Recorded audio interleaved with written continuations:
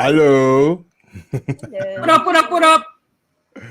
Okay, we got some new members. Oh, nice. Nice.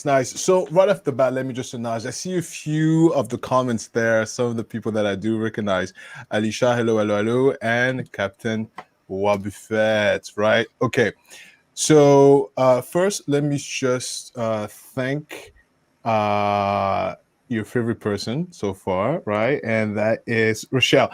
Rochelle, thank you. All right, so guys, I am your host, Alistair, and I am co-hosted by, of course, Beefy. But this Boîte Noire Radio is special to us, and the reason why is because it allows us to speak about anything and everything and to have an open mind. And like I always say, if you don't have an open mind, Beefy, get the fuck out of here. Simple as that.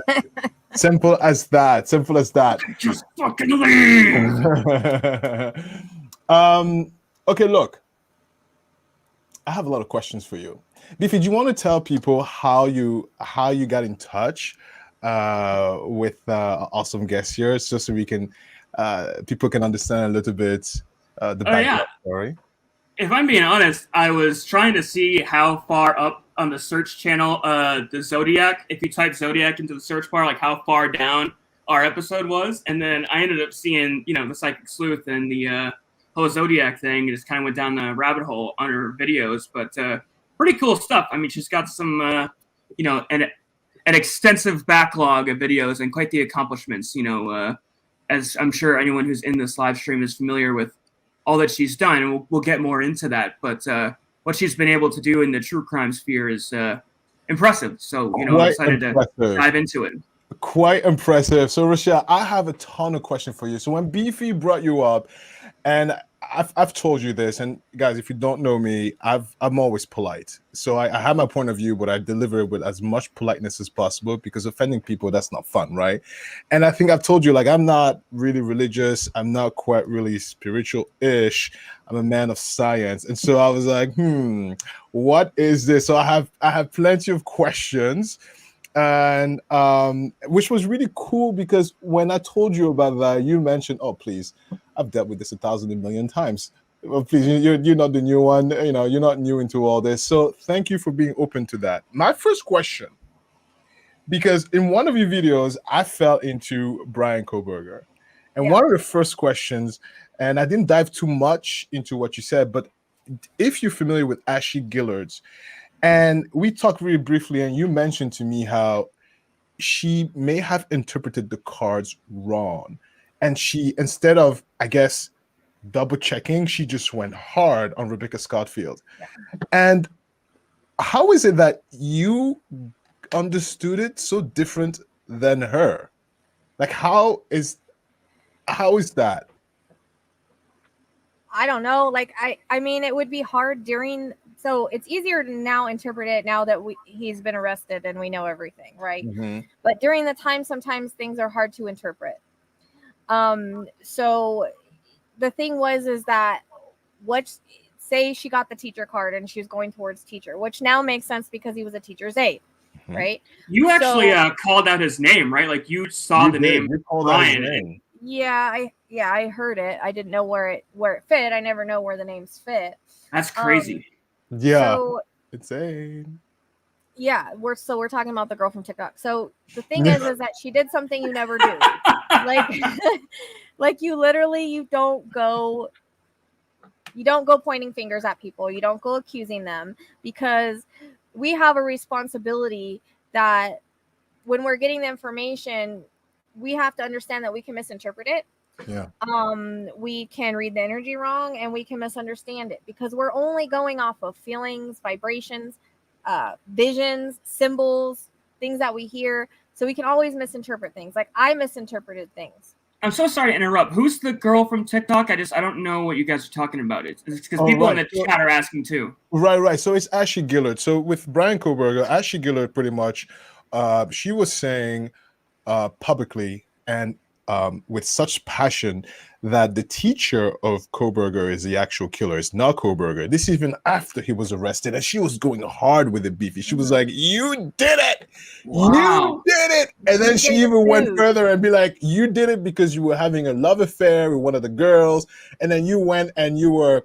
She's like, on Tuesday at 6 p.m. you were having sex over there. Like, she went to the itinerary, and I was like, "Girl, where's the allegedly word, honey? You're gonna go to jail." I was like, stop talking so reckless. Yeah, that's why. Sorry to cut you off. People in the chat are asking who we are. So my name is Beefy, and this is Alistair from Pack Nation, and we do a podcast called Boîte Noire Radio. I'm gonna put a link to our podcast in the chat. But we're pretty excited to be here on Sleuth's channel. We are really appreciative of her hosting us today. Yes. They were supposed to host me, but since I have more subs, you guys need to go and sub over there so that they have more people. But mainly to tell the real truth is because we're technologically they just started. We're technologically idiots. So we're like, what's that? What is that? That's why. So that's the real reason. It's like, well, how do we do this? Oh, really? Yeah. Is that how it works? Pretty much that was it. But hi everyone, and of course thank you for coming in. I want to go back again to let's finish what we're kind of talking about on this subject. So we have the responsibility to not point fingers, to not do things like that it makes others look bad in a bad light, because if you're wrong, you're really like wrong. My biggest fear is being wrong. I'm not going to go call somebody out. Like, usually spirit, they can be straightforward and they have been direct with me before, but most of the time they aren't. Most of the times it comes in, puzzle pieces you got to put together. But she was going, like, it was almost like she got a feeling of a teacher, but her mind took it, I think, in another direction. And, she started pointing fingers, and she did something that you never do. You don't do that. You just don't do it. Why do you think she did it? Be careful what you say. You got to be careful what you say, because whatever you say, it seems like people will take it to the next level and start, searching people out at, certain locations where you say they might be. Right. So you got to be careful what you're saying too. But right. You can't do that. You just can't. It's again, like I was saying, if you're wrong, you're screwing their life up. Screw their life up. It falls a lot into one of my life principles, which is, if you can, don't hurt or offend anyone, because your words have weight. It's so funny how you come from a psychism. That's the wrong word, but you know what I mean. Perceptive, and I come in more from a. Shaw, good point. Yeah, always say allegedly. Always say allegedly. Oh, it's allegedly. Allegedly. Yeah, it's always allegedly. What color is the sky today? Blue, allegedly. Yeah. 100%. It's allegedly blue. It's allegedly blue. Yeah. Lawsuits are real. I want to go also to one of the things we talked about really briefly. By the way, Beefy, before I continue, is there anything you want to add? So before we get into all these cases, I'd like to just get a history on Psychic Sleuth a little bit. How did you get into YouTube, and when did you discover that you had these intuition, that visions, so to speak? So it's kind of an interesting story. I always say that a lot of people that go through things in life, they start to see things a different way once they've gone through it. I had a really big loss. Actually, I met and was with my twin flame, and he was someone I would never, ever, ever be with. And it was a very, I never thought I could, but it just shows the connection. When you have a connection with someone, you can't refute it. And it's something that I tried to get away from, but couldn't. And so it ended up being a very turbulent, relationship, as he was an addict and things like that. The love was there, when he was sober, everything was great. But when he wasn't, I wrote a whole book about it. Anyways, what's the book called? It's called R&R Love, a Twin Flame Story. It's on Amazon. Okay. It's got 5 stars. Oh, nice. So I was trying to get it published, but that's a little behind schedule. So, congratulations, anyways, for writing a book. That's an achievement onto itself. Yeah, it took me 5 years to do it. 5 years to write the book, because I'm very much I'm a procrastinator of the biggest kind when it comes to that kind of stuff. But so after he passed, it was one of those things where I started to kind of open my eyes differently. I had things that were happening around me that I felt like maybe he was doing. Like, I was raised Christian, but my grandma was very into like clairvoyance and things like that. Like, she was still open-minded. I think her and my aunt even messed with the Ouija board at some point. We have it runs down that family line on the female side. From so what sorry I to interrupt you, understand. but just because you're religious doesn't mean you can't have a spiritual side. My grandfather is a nuclear physicist, and he's one of the most religious people I've ever met. You know, I even asked him one time, like, how does a scientist be religious? And he told me that, you know, science and scientists can only explain so much. So to a certain extent, they're, you know, for the stuff we can explain, like, you know. Well, I mean, it was like I went to Sunday school, I went to church, but like we were like we believed in God, and I still do, but we weren't like really religious, you know. It wasn't like, oh, you don't drink, you know. It wasn't like that. But I'm just saying, like, as far as like that's how I was raised, in that kind of belief system. Okay. Yeah.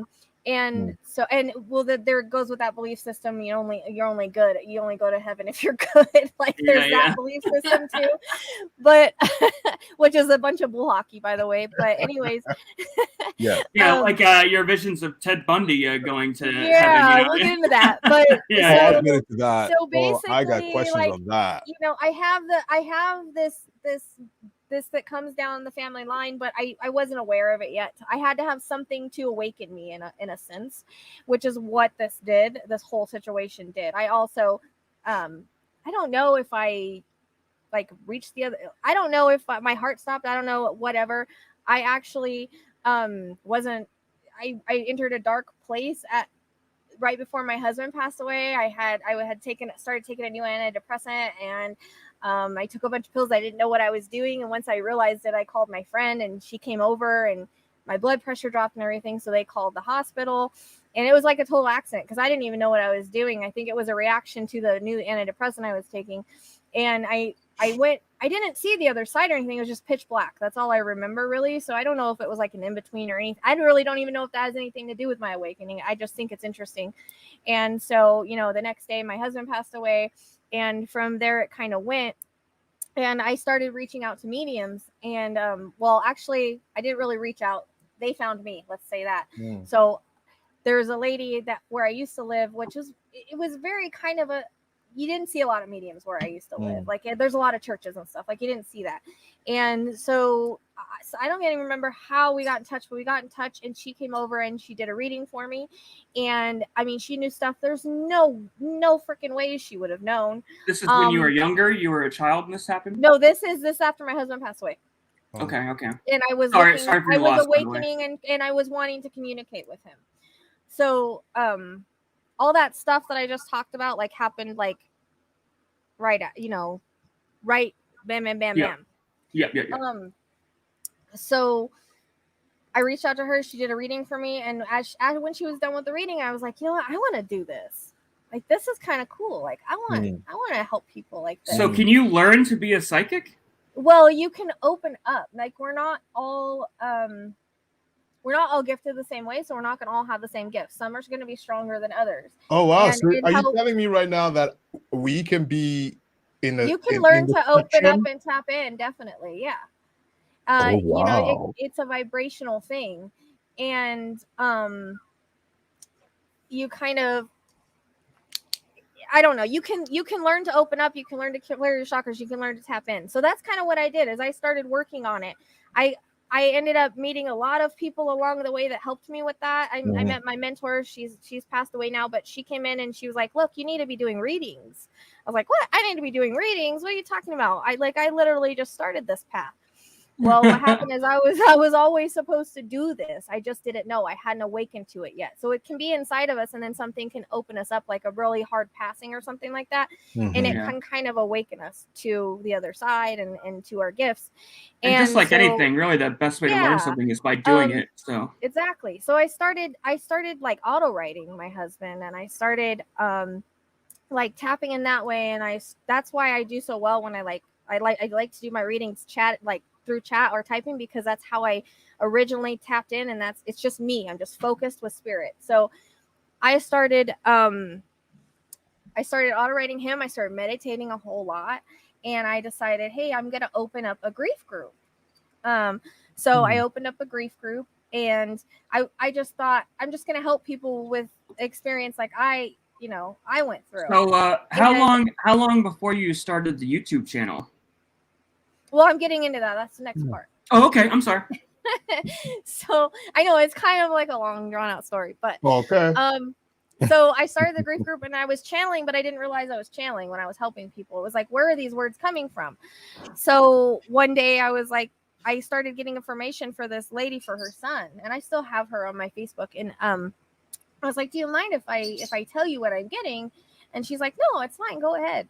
So I started getting stuff, and there was no way I could have known it. I didn't know the lady. I'd never met her before in my life. But the one thing I remember from that reading that I'll always remember was he mentioned mashed potatoes. And I'm like, what? Mashed potatoes? Like, why am I going to say freaking mashed potatoes? Right? So I tell her that. It was all about trust at that point, right? I just got to say what I'm getting. So I say that, and she's like, well, I'm standing at the stove right now cooking mashed potatoes. Wow. And it was in that moment I was like, okay, well, he's obviously with you right now, seeing what you're doing.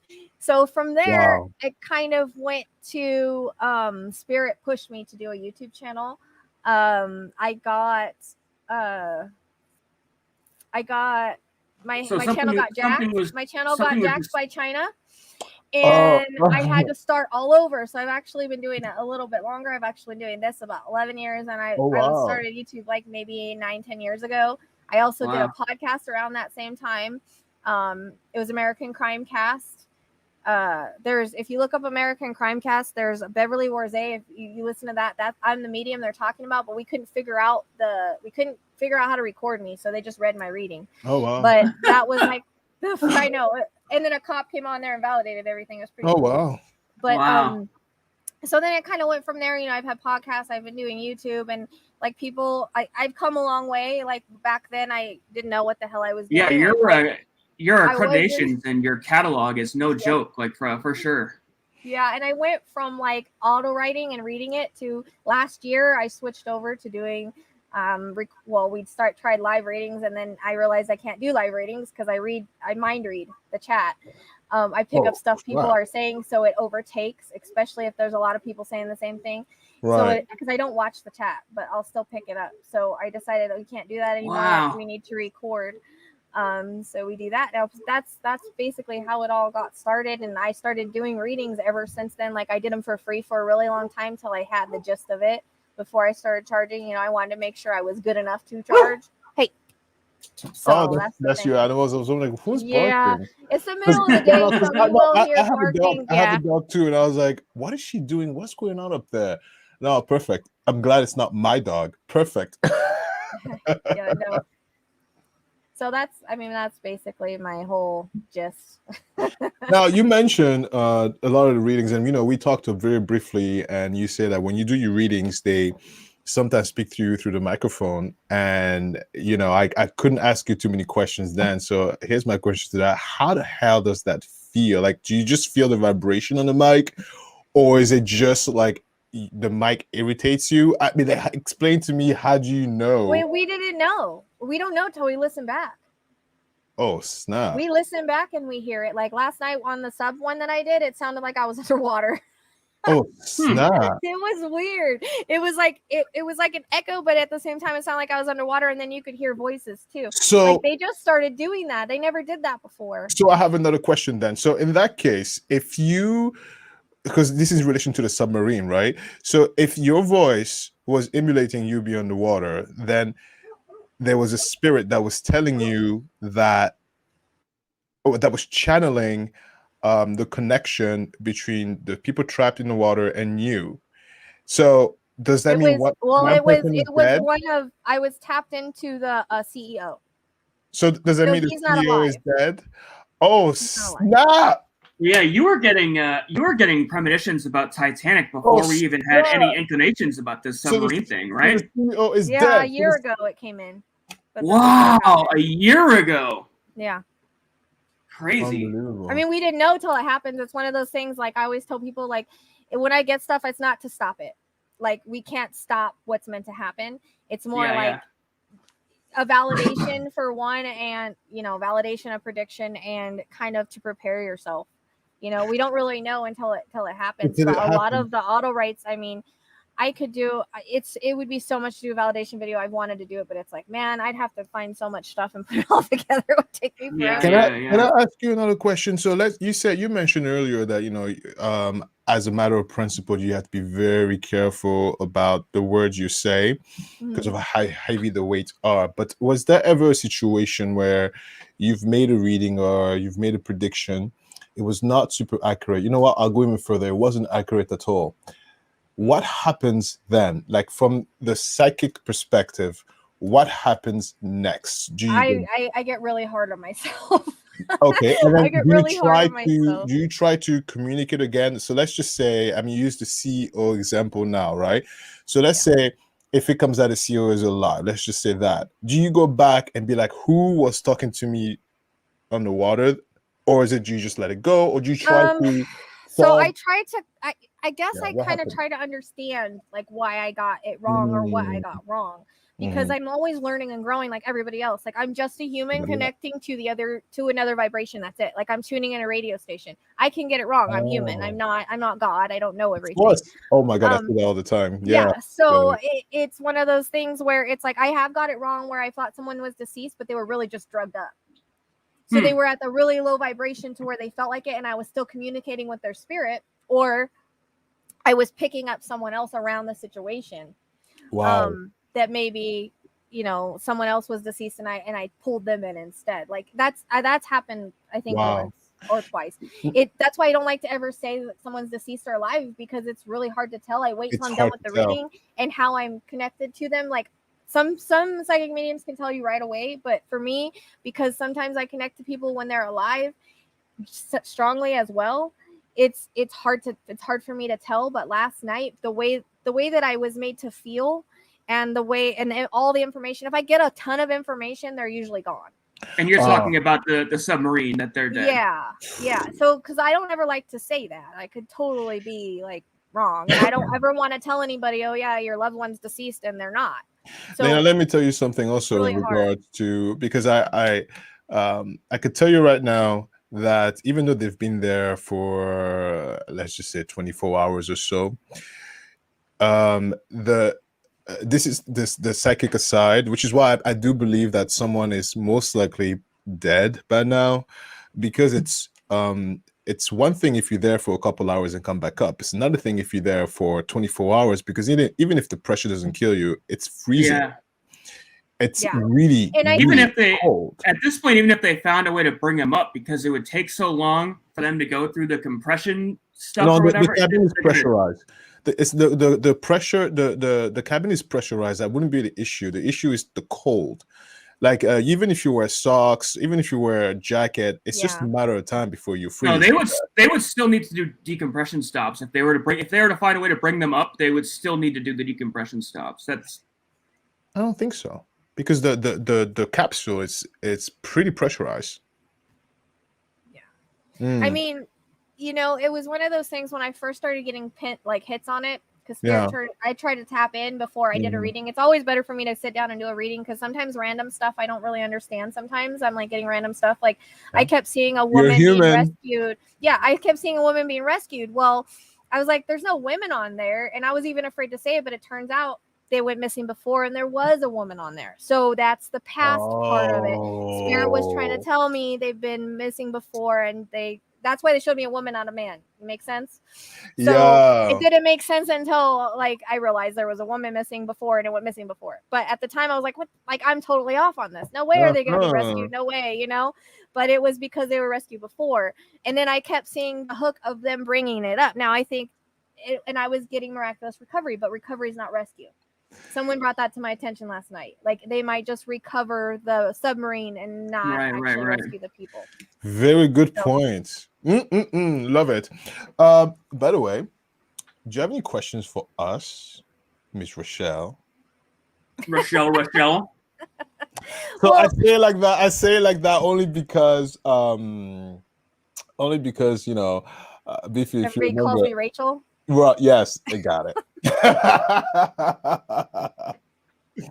Okay, well, do you have any questions? Um, Play. so you're open. The good thing is that you're open. You know, you're skeptical, but you're not cynical, and you're more science based, which totally makes sense because this has actually been scientifically studied. Mm. Oh, If you yes, it has. if you watch, I mean, they've done it to like Tyler Henry, Yeah. Long Island Medium, where they've studied their brain while they've done readings. Have you seen those? Yes, I have. What do you think but about that? not those specifically, and it is correct. It is correct. There is a unexplained there's unexplained phenomena in regards to brainwaves, but how they can connect. So you can connect to other living organism via a brainwave connection. It's there is something there, but they just cannot put a finger on it scientifically, but they cannot rule it out. I've read that study and I thought that was absolutely amazing and explains a lot of the times why some people feel more connected or kindred to animals, some Like don't. me?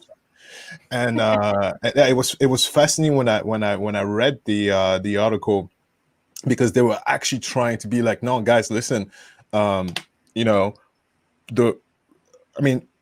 electricity runs through our head, right? That's the whole nature of how nerves work. With electricity comes waves. So no doubt that we emit wave, and we don't even understand how the full capacity of the brain perception. So they can't rule out the fact that we feel somebody else's wave 100%. Now that I believe.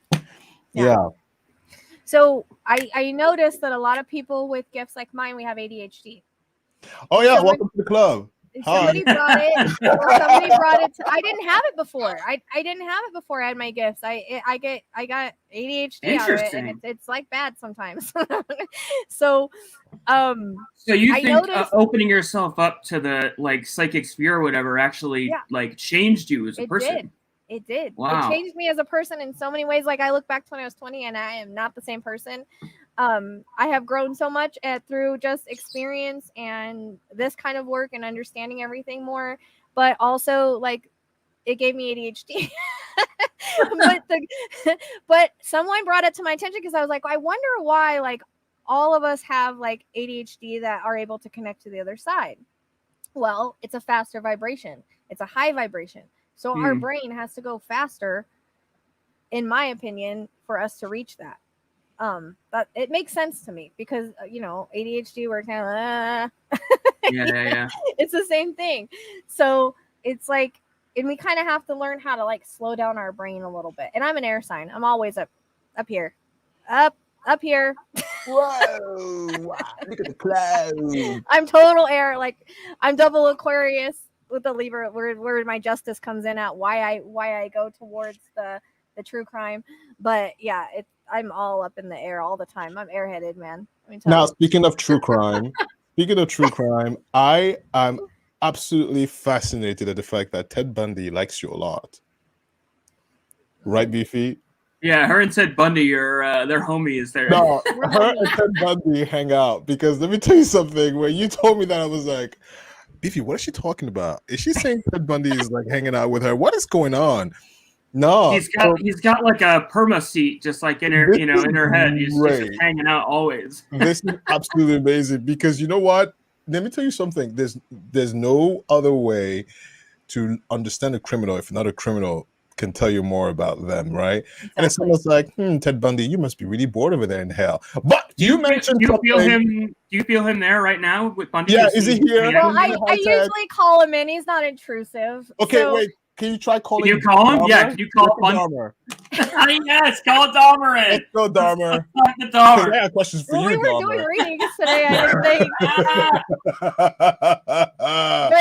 But that whole thing was kind of interesting how it got started, and we did we did a whole astrology thing on that. Like it's on we did a whole astrology live where I had an astrologist come in because I couldn't understand the connection of this. So we brought in an astrologist, and she basically said, okay, you're supposed to be doing this work. You've always supposed to been doing this work. You're supposed to find criminals, do things like that. And he's supposed to help you. There's a past life connection there. Our charts intertwine. So, and what I always try to tell people is I'm a non-judgmental person. Like, we don't know what all you people did before you came to Earth. We don't know, like, before you came to Earth again, like, we don't know what you were in past lives. Okay. Nobody's perfect. We got to have the light and the dark.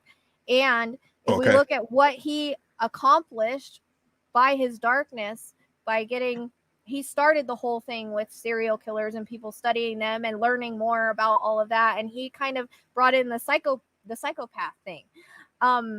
And so we learned more by studying him. Yeah. And right.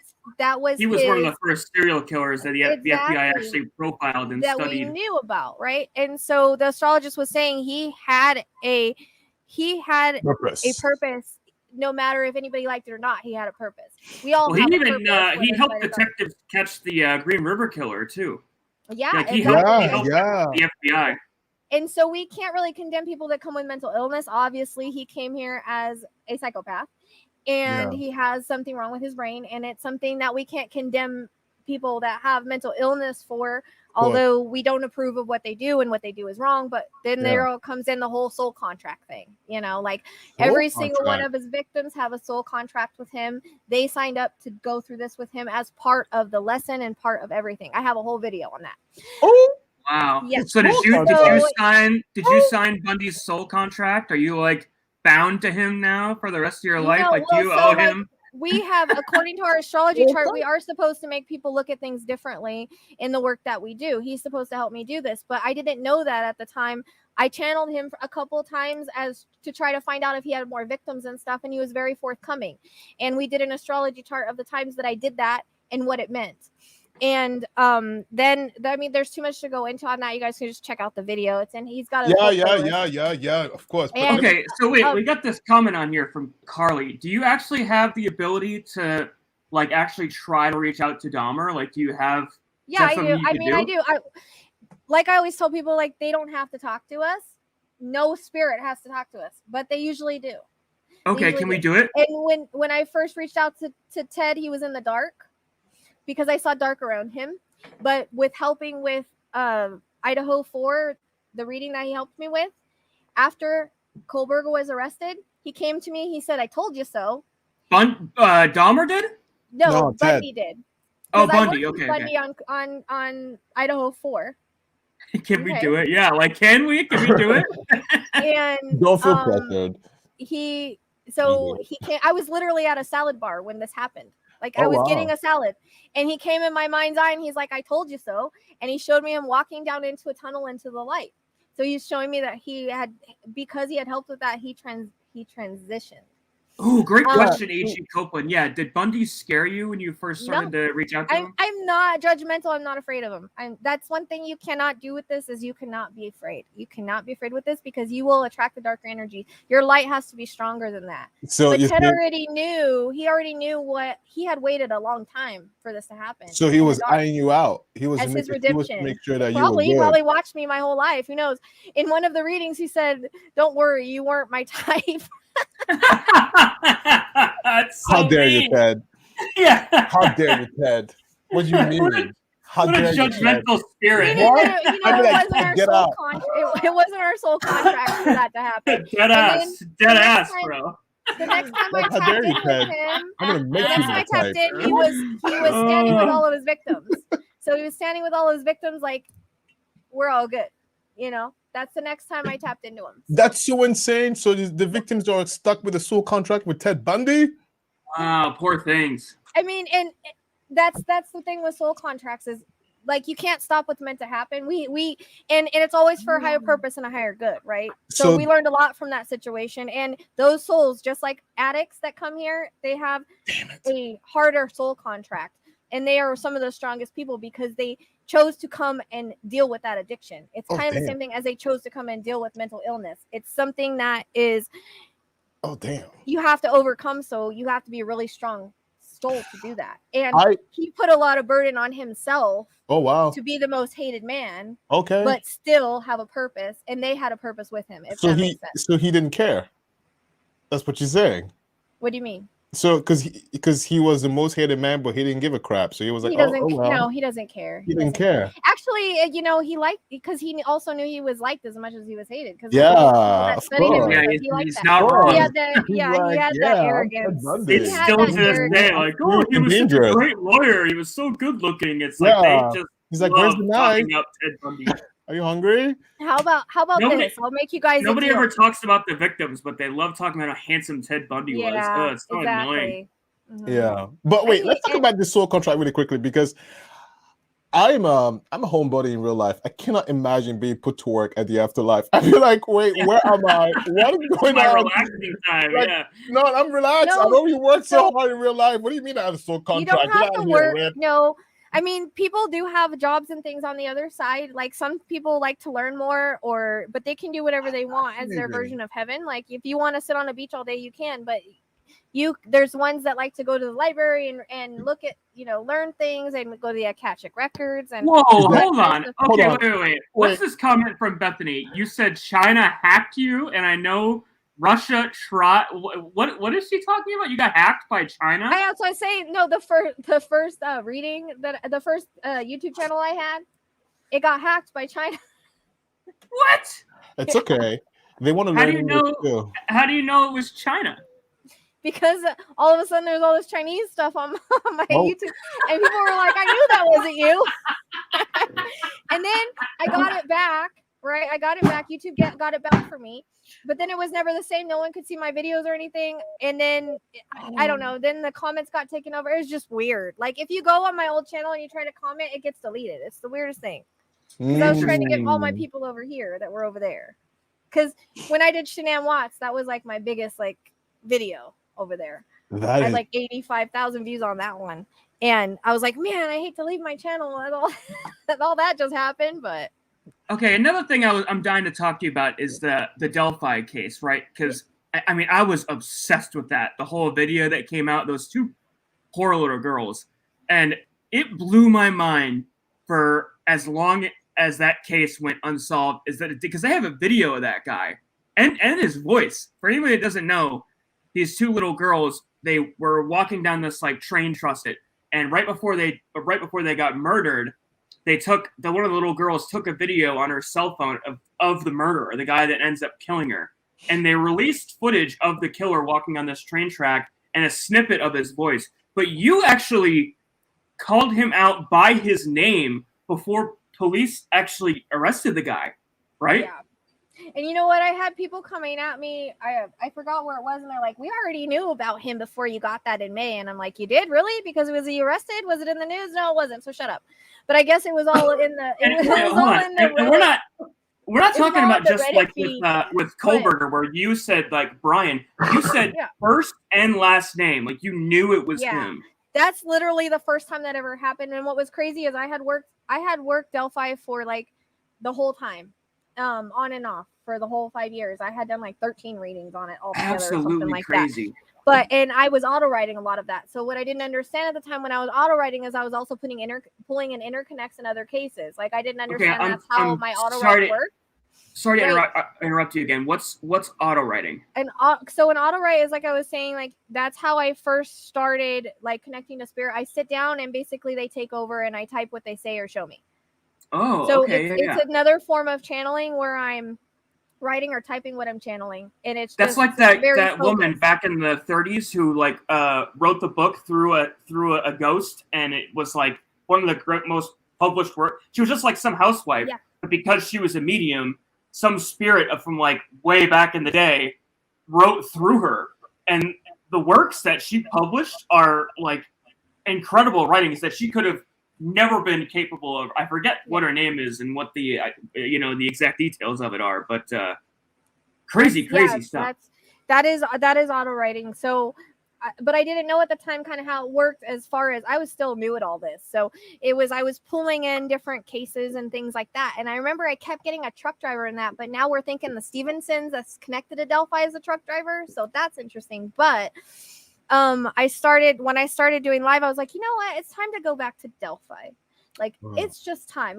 I have a pull back to cases, and I'm like, there's a reason because everything has a timing, right? For years, Yeah. I had gotten he was going to get arrested in October, but it didn't say what year it was going to be. But I was like, it's time. So it was almost like Spirit gifted me with that name because he was going to be arrested and the timing of it. It was going to happen that year. So like I tell everybody, everything has a timing. He would not have been arrested before. Like people don't get found before they're supposed to. It all has a timing. So because they had told me October for years, it was going to happen in October. And they gave me 5. I took it as 5 years, which is the 5th year, that it happened. But yeah, to be gifted with the first and last name, it's kind of something that is very rare. It usually is not that specific. Do you sleep well at night? I do. Do you have like 8 hours long? Melatonin. I do. Oh, okay. You It's take great. melatonin. Wow, that's a lot of pressure. It's a lot of pressure. Well, see, when that happened, I didn't even remember I got the name because I don't remember my readings. It's like I channel and I'll remember bits and pieces, but I don't remember it. So when people say he was arrested, I had to go back and see my reading to see I got the name. And actually, I had gotten Richard the very first reading I ever did. Or no, Alan. Is Richard or Alan? One of them. I got the very first reading I ever did like 5 years ago. Wow. So okay. Yeah, it's unheard of. And now I was baffled. Let's put a little cackle into this wiggle. Question. Now, in the community of psychics, do you guys ever get into heated fights, like of words? Okay, let me explain my question better because maybe the English didn't come out well. So obviously not a fist fight. I hope not. No, but I mean like I saw this and you saw that has happened to me. That has happened. You don't understand. Do you know it's what I mean? ridiculous. That's all ego. It's all ego, and it's actually pretty ridiculous when that happens. Yeah. This is why I most likely stay to myself. I don't like to watch others because I feel like it taints the reading. I go with what I get and what Spirit gets, so I try to stay away from authentic. Yeah. I don't watch anybody else except for like sensing murder and things like that. But as far as mediums on YouTube, I don't watch them.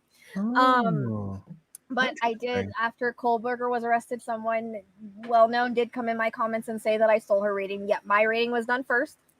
And she said I stole her information and mine was posted first. Wow. Yeah. And I was also the first one to relate him to Ted Bundy. And she said she was in the comments. And I'm like, okay, dude, like, no, get out of here. But yeah, they totally, it's happened. That happened, but it's okay. That's just ego. That's something that they need to deal with. That's not something I need to deal with. It's not on me. It's on them. That's really good to know. Now, would you say in the community, are you the norm or you are the abnorm in terms of not having such an ego?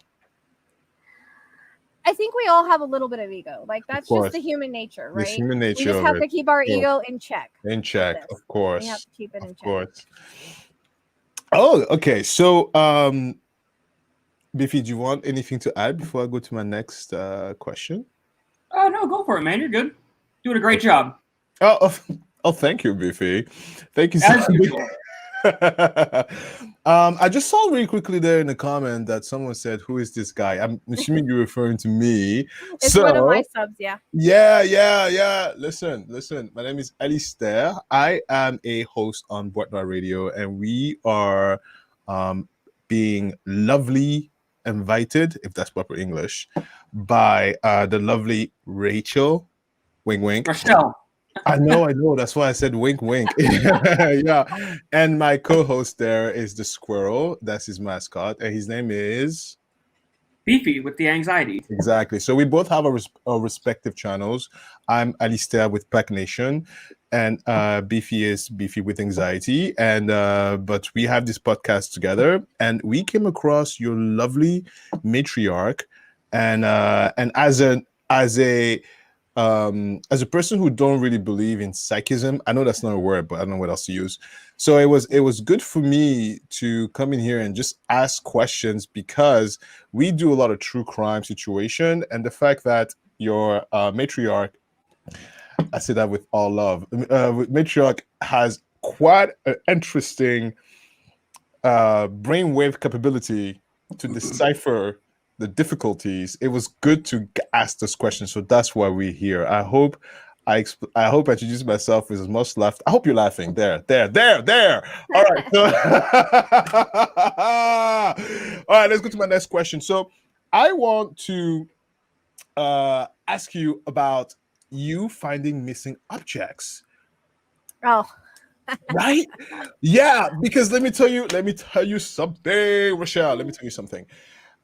You're hired because I lose everything all the time. And I feel like where's my remote so does control? Tammy. How does I'm that constantly work? buying stuff for Tammy. Yeah, how does that work? Now, let me tell you something. Is it Ted Bundy who tells you it's left, right, up, down? Or is it like, what is it? What is it? How is that? Does it work differently? So with Tammy, one time he did tell me where her charger was right before we did his reading. He did tell me that. Because she was looking for a charger and I'm like, it's on the table because I heard it.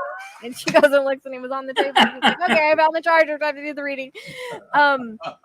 So yeah, I found Becky, I found her ring. She was missing a ring, and I was like, "Oh, it's between the bed and the nightstand." She goes, "Okay." She goes and pulls it out. She finds a ring. So it's all about like I have to describe where things are, and it's easier if it's in the house. But if I describe it, and if you can figure out where I'm talking about, then Tammy knows how I work, so she usually goes right to it. Like if I tell her something's under the bed, she checks all the beds. Sometimes Wow. I describe the bed, and she'll know more of what I'm talking about if Spirit shows me that. We did actually a live where I was finding things for people, and I found like her her sippy cup. Christmas I found her tablet. wrapping, She was sippy about cup, to ground her kids, so I ring. found her tablet. What? And I'm from France, by the way, if you're wondering. when I don't first understand. started, I found somebody's water pipe that their landlord didn't know where it was. I was like, it's like this many feet to that side of the house. That's And crazy. like, oh my God, they found the water pipe and the landlord didn't even know where it was because she had a leak. Wow. Can I say something a little more Yeah. sinister? I know they talked about how like, oh, be careful for the government to kidnap you, lock you in the basement, hanging from the ceiling, just answering questions, right? So, but forget about that. I'm talking about the average lunatic down the street who's like, oh my God, this lady there is obviously seeing me Let's doing not this talk crime. about that. I try not to like put where I live or anything out there. Yeah. I'm sure you can find it, but I try not. Yeah, they can find it. It's not that hard. Welcome to America. No, Well, it's not that hard. The good luck trying to information is get all in here with public. all the dogs I got. That's good luck for that. Wow. Because it's a lot on your shoulder. But there's also people who might be like, oh well. Well, you know what? I feel like I'm protected. If something's meant to happen, it's meant to happen. That's how I live my life. I could walk across the street tomorrow and be hit by a car. Oh yeah, all the time. I don't sit and wonder what's going to happen. It's just if it's going to. I could live to be 80 or I could live to be 50. It doesn't. Well, we all could die tomorrow. Yeah. I mean. It's kind of like when the sky turned red. Biffy, you know that story. I was in the office and the Canada was burning, and so all the sky here in America was red that day. I had no idea. I was in the office in the dark, and I was like, let's get some light into this MF. And I opened the shade, and I'm like, what? The sky is red. So I'm thinking, and I smell burn. I'm like, oh my God, a meteorite hit the earth. We're all gonna die. My biggest fear, though. Like, oh crap! The meteorite hit the earth. We are so screwed. And like I was saying, the last thing I want to do is run away from my life. Like, come on, I just got back from work. I gotta go out and run. Please. Yeah. Biffy, any question before I continue? No, I want to get into Zodiac at some point. Yeah, so you have the same theory that a lot of people do about Zodiac. And like I said initially, this is how we originally found your video. And we talked a little bit about it yesterday, but you think that there are multiple killers. And I'm curious, because we didn't really get into it extensively yesterday, what leads you to think that there are multiple killers? And if it was one in particular thing, or did you get a premonition about something? Like, can you just elaborate a little bit onto what made you think there might be multiple killers in the Zodiac case?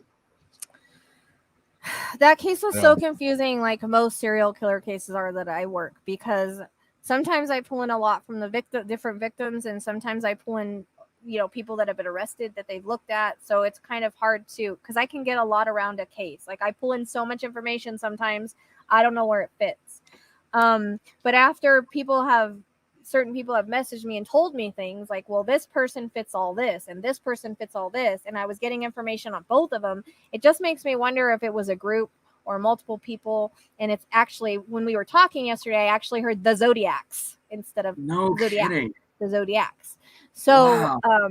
it's almost like Spirit was saying there's more than one, and whether it be a group or copycats, or I think that's why they had such a hard time, is that their evidence isn't connecting the dots, right? So they have all this evidence that connects to one person, and they have all this evidence that connects to another person, and it's like, well, we know that they're connected, but how are they connected if the evidence isn't jiving?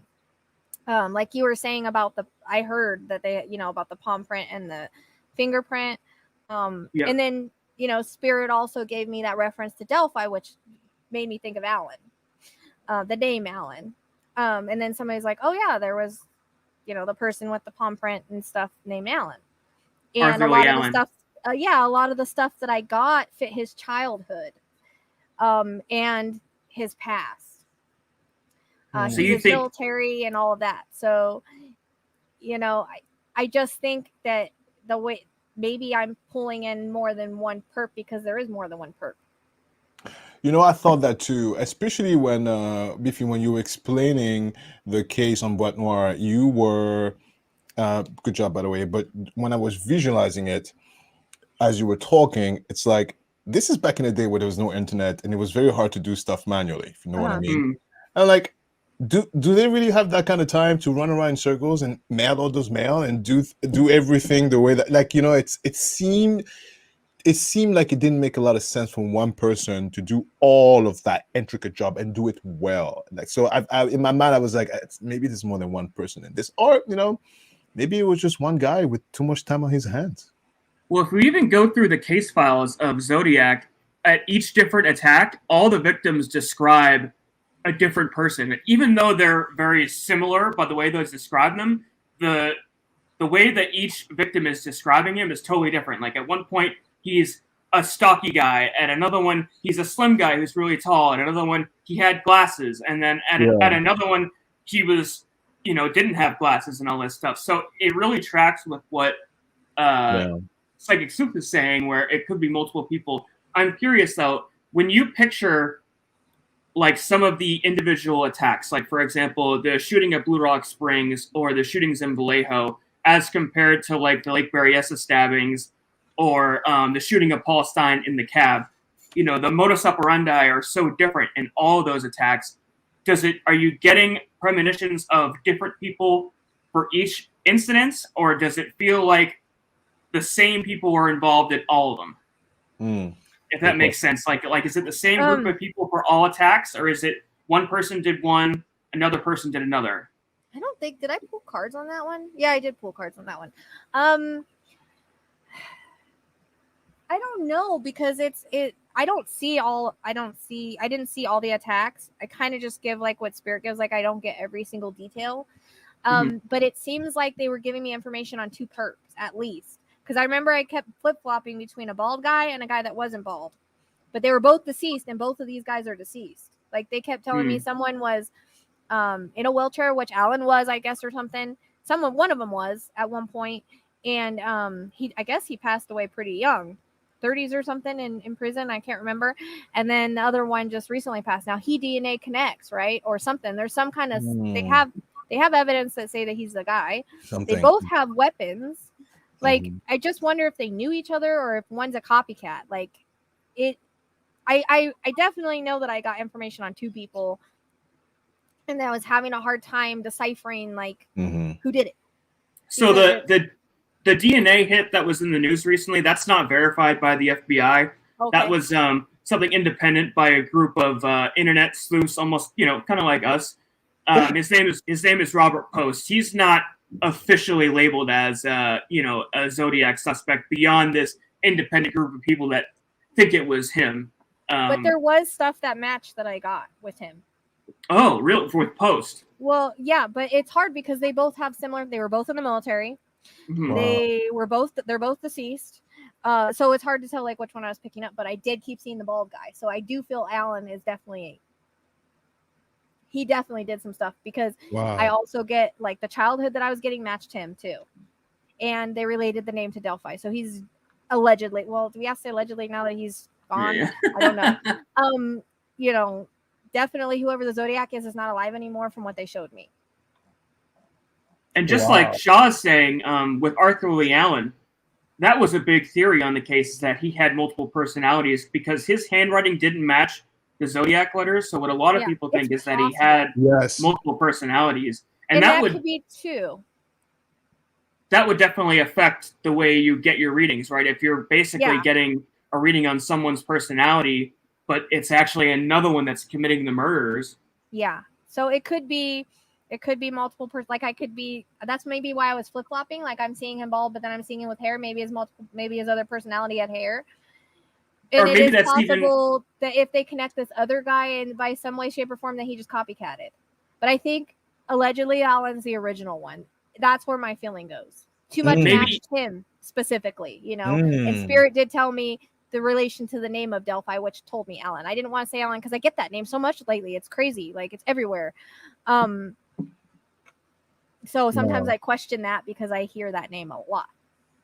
Is it possible one suspect with multiple personalities could make you think that it's multiple people? Like maybe it is just one person, but you're getting the different personalities, like intuitions of those same personalities all in one brain?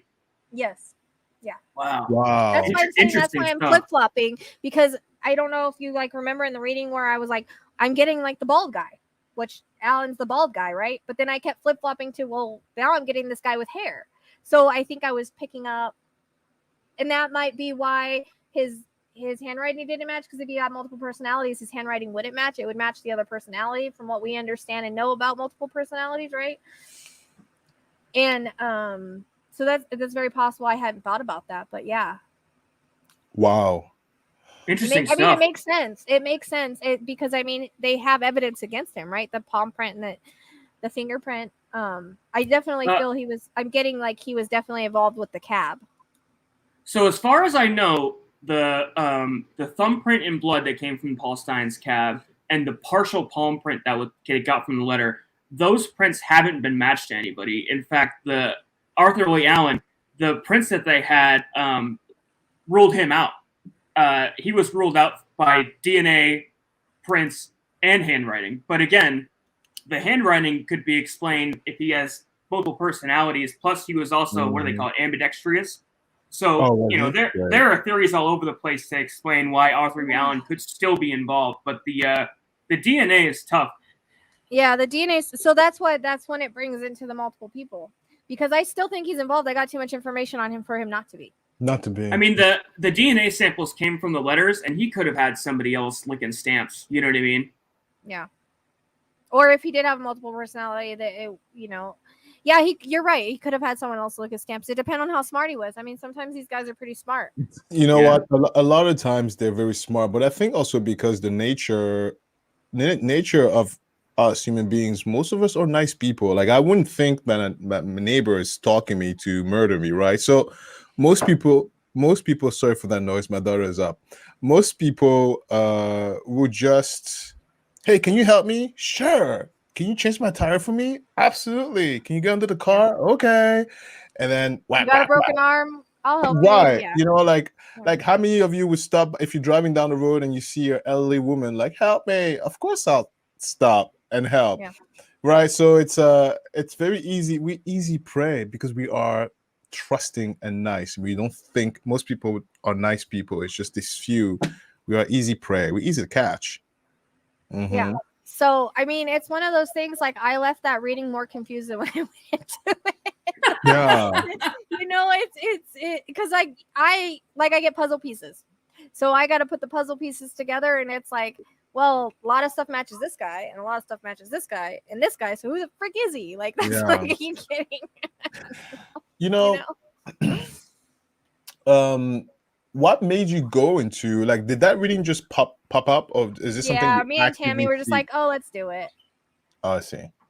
I was always curious. Sometimes I get curious, and my curiosity overrides what, I'm like, oh, I'm really curious about this case. Let me go see what I can get on it. Was there a particular spirit that helped you with the Zodiac? Ted. Oh, Ted. I try to use him on serial killer cases a little bit easier because I'm not tapping into multiple energies. I'm just tapping into him, and he helped catch the Green River killer. So you know what? I'm going to put a picture of Ted Bundy somewhere here because I'm sorry, I'm connected. Hi, Ted. I'm connected. Yeah, He's behind Ted, you. Look Ted, out! Look out! He's behind you, Alistair. He's there. Listen to me. Don't look for Jeffrey Dahmer. Call your friend. Enough of this. Yeah. For him. I think Dahmer might be in the dark. I don't know. I've never tried to connect to him. Now, I don't know explain to me anything, this thing like- about dark and light, because you told me it's like no, Ted Bundy is in the light enjoying heaven, Well, yeah, and I'm 'cause he like, can't compute. So explain to me a little bit. What the hell well, do you just mean? because we're bad doesn't bad in this life Ted. doesn't mean that we're condemned forever. Like I said, we don't get condemned on the other side. It's all acceptance. If So are you someone's stuck saying that God is forgiving after the fact? After the fact? We come here to learn lessons. I come love on, it. There's lots of scientific proof Listen. of reincarnation. You know, you have the kids that come that talk about their past lives, that there's facts that back it up. Like there's a scientific proof of reincarnation. Like we come here to learn lessons over and over. He had a purpose. He only stayed in the dark because he felt he deserved to be there. So usually when people are in the dark, it's not because they unalive themselves. A lot of people that unalive themselves go to the light. They just break their contract early. Oh, break the contract. Oh, I love it. Listen to me. You must be getting into a lot of maybe friendly arguments, or like you think is friendly arguments. People who are into, like, let's go with born again Christians. I don't know. I just picked that one. Please don't throw arrows. You must, because that's so conflicting with how they view not only the afterlife but even the whole ghost situation. Have you ever had a situation where you got scolded? Like, how dare you? Or like that's a bunch of bull hockey. Like that was all written by man. Like you don't have to be. We're here to learn lessons. Like no one's good all the time. It's impossible. If that was true, no one would be in heaven. No one would be in heaven. We all drink. We all do stuff. Like there's no freaking way. Like Jesus, you can't just go and say, "Oh, I'm sorry. You're forgiven." It doesn't work that way. You're forgiven anyways. Like, I love it because I agree with you. But you know, like you made your soul contract to come here and learn lessons, and sometimes we do get off track. But for the most part, we go to the other side. We are here to evolve. That is the whole point of the soul. So that's just what Ted stayed in the dark because he felt he needed to be there. But when people go through their life review, that's the hard thing. So when you go through your life review, imagine how Ted's life review would have been. That is him feeling all the pain that he inflicted on all the victims times 10 and their families. So he's done his time. We can't condemn people anymore for once they go to the other side. He spent time in the dark for many years waiting until he could do something to redeem. He went to the other side. He's good with his victims, so we should be good with him. It's the same way for a lot of people that come here that may have mental illness or addictions, or, you know, because a lot of times people that commit things like this, they're mental ill. You know, and they come here to overcome that. So I think there's different paths they can take, but still they don't, you know, when we go to the other side, we have if there's someone in the dark, it's because they chose to be there. Yeah. And he chose to go to the light and he was all forgiven. Like that's how it is on the other side. It's love, peace. A lot of people say, oh, is me and my dad didn't get along while we're here, or while I was here, or is he mad at me, or does he love me? Like, look, there's no negative feelings or emotions on the other side. It's all love. Mm-hmm. It's all known. It's all known over there. So I wish people would be more resonating with that principle, you know, and with Pack Nation, right? It's peace, action, compassion, and tolerance. And the reason why is because we're not perfect. And you come from a psychism situation. Wrong word, I know, but you get it. But I come from just a regular, but it's very, very similar. You know what I mean? That's why I'm like, oh wow, look at that. Like we're not that different. Even though I thought we were so different, but no, we're not. And I think a lot of us, like, you know, me, Matt Frazier, Teresa Caputo, like all those big mediums, like that was unheard of back in the day, but now they're up because people are awakening and opening up, and we are here to send the message of how it really is. Yeah. So that people aren't afraid of death and aren't afraid of going. Well, I don't even call it death, like afraid of transition. like we're not even like, so that we don't have to be, that there is another side, that we do continue. Like energy cannot be destroyed. Only get We are converted. energy. Correct. And so we just go Yeah. to the other side. We just lose this physical body, but our energy remains, and we have forever. We will forever. Now I'm a fake gardener. I say that because I plant trees, but Don't you name them Egyptian yes, names? yes, all my girls, my fruit trees are all girls, and they are sexy. Okay. Mm-mm. So no, it's interesting because you had a past life in Egypt. look at that. Welcome. I actually see you. Oh my gosh, it's so funny because I actually see you. You're walking in the sand. You've got the what are the, I don't know what they call those, where they cover up The with headdress? He does have that. Yes, he does have that, and he has the long whatever they Love wore. it. I will walk it. I don't know if Please, you were give me a walking in the sand kaftan. with a camel. Yeah. Yeah, I will rock that stuff. What? I'm not even opposed to that. I wish I could do that in real life right now. And like I say, there is no color, there's no sex, anything to our soul. We are different sexes, we are different races, everything. We're all the same. You were white in that life. You were Egyptian, not white, Egyptian, whatever. No, I see what you mean. So you know, that's how I see you. I see you. Love You it. look a little similar, but not completely. Love it. You're just walking like holding the camel. Holding a camel, holding the camel's lead. That's why you kind of like go towards Egypt. Oh, Bethany, I'm so sorry to hear that. That's terrible. Can I just tell you one thing? Did I mention that yesterday about the Egypt thing? Did I mention that yesterday, No. Beefy? No, she pulled that right off the rip. Let me explain to you something, because you're right. Now, I don't know about my past life, she's but making a believer out of you. No, you're looking that a scaring lot. me a little bit. Slow down 1 second. Let me explain to you. I've always been extremely fascinated with ancient Egypt, to the point where my car is named Anaxinamun. My dog is named Nephthys. My daughter's name was going to be Nefertiti, but my husband was like, what? No. So we settled for Olympia. And a lot of the stuff, because, you know, real life, they don't really like ancient Egypt like that. So I try to squeeze ancient Egypt whenever I can. I have a little room. My meditation room is completely Moroccan style. It's insane. It's She's insane. good. I can't believe you pulled read that. You pulled that from your past life. It's probably one of the recent ones. Can I make a request? Those names all probably relate to someone you knew in Egypt. Wow. But I see, like, do they have like, what is the thing where like they wear like the It's a headdress. snakes? It's called a headdress. Do they all have the snakes on them? They don't all have the snakes. So only royalty wore headdresses. And are you royalty? You must be royalty then, because I keep seeing the cobra. Okay, so I am a little bit royalty, but not from Egypt, and it's not that big of a deal. But my family on my father's side is from originally from Africa, but they're from the chieftain line of the tribe. I can't with you. I quit. I'm out. Get out of here. Sometimes that happens when I talk to people. I'll just see stuff. Yeah. Get out. Yeah. That's crazy. Well, there's your validation for why you're so obsessed with that. Is crazy. Am I so loud? Good. No, wow, that's insane. That is insane. That's insane. Okay, she said yesterday she was gonna make a believer out of you. Do beefy. What are you eating? Nuts? No, I'm kidding. I can't believe it. Oh my god. So I was gonna ask, and no pressure, you can say no, but people, hey, everyone, Beefy, I have a question for you real quick. I know that you say like you have anxiety and stuff, but you like are deathly afraid of planes? No. You won't get on a plane? Or you will get on a plane?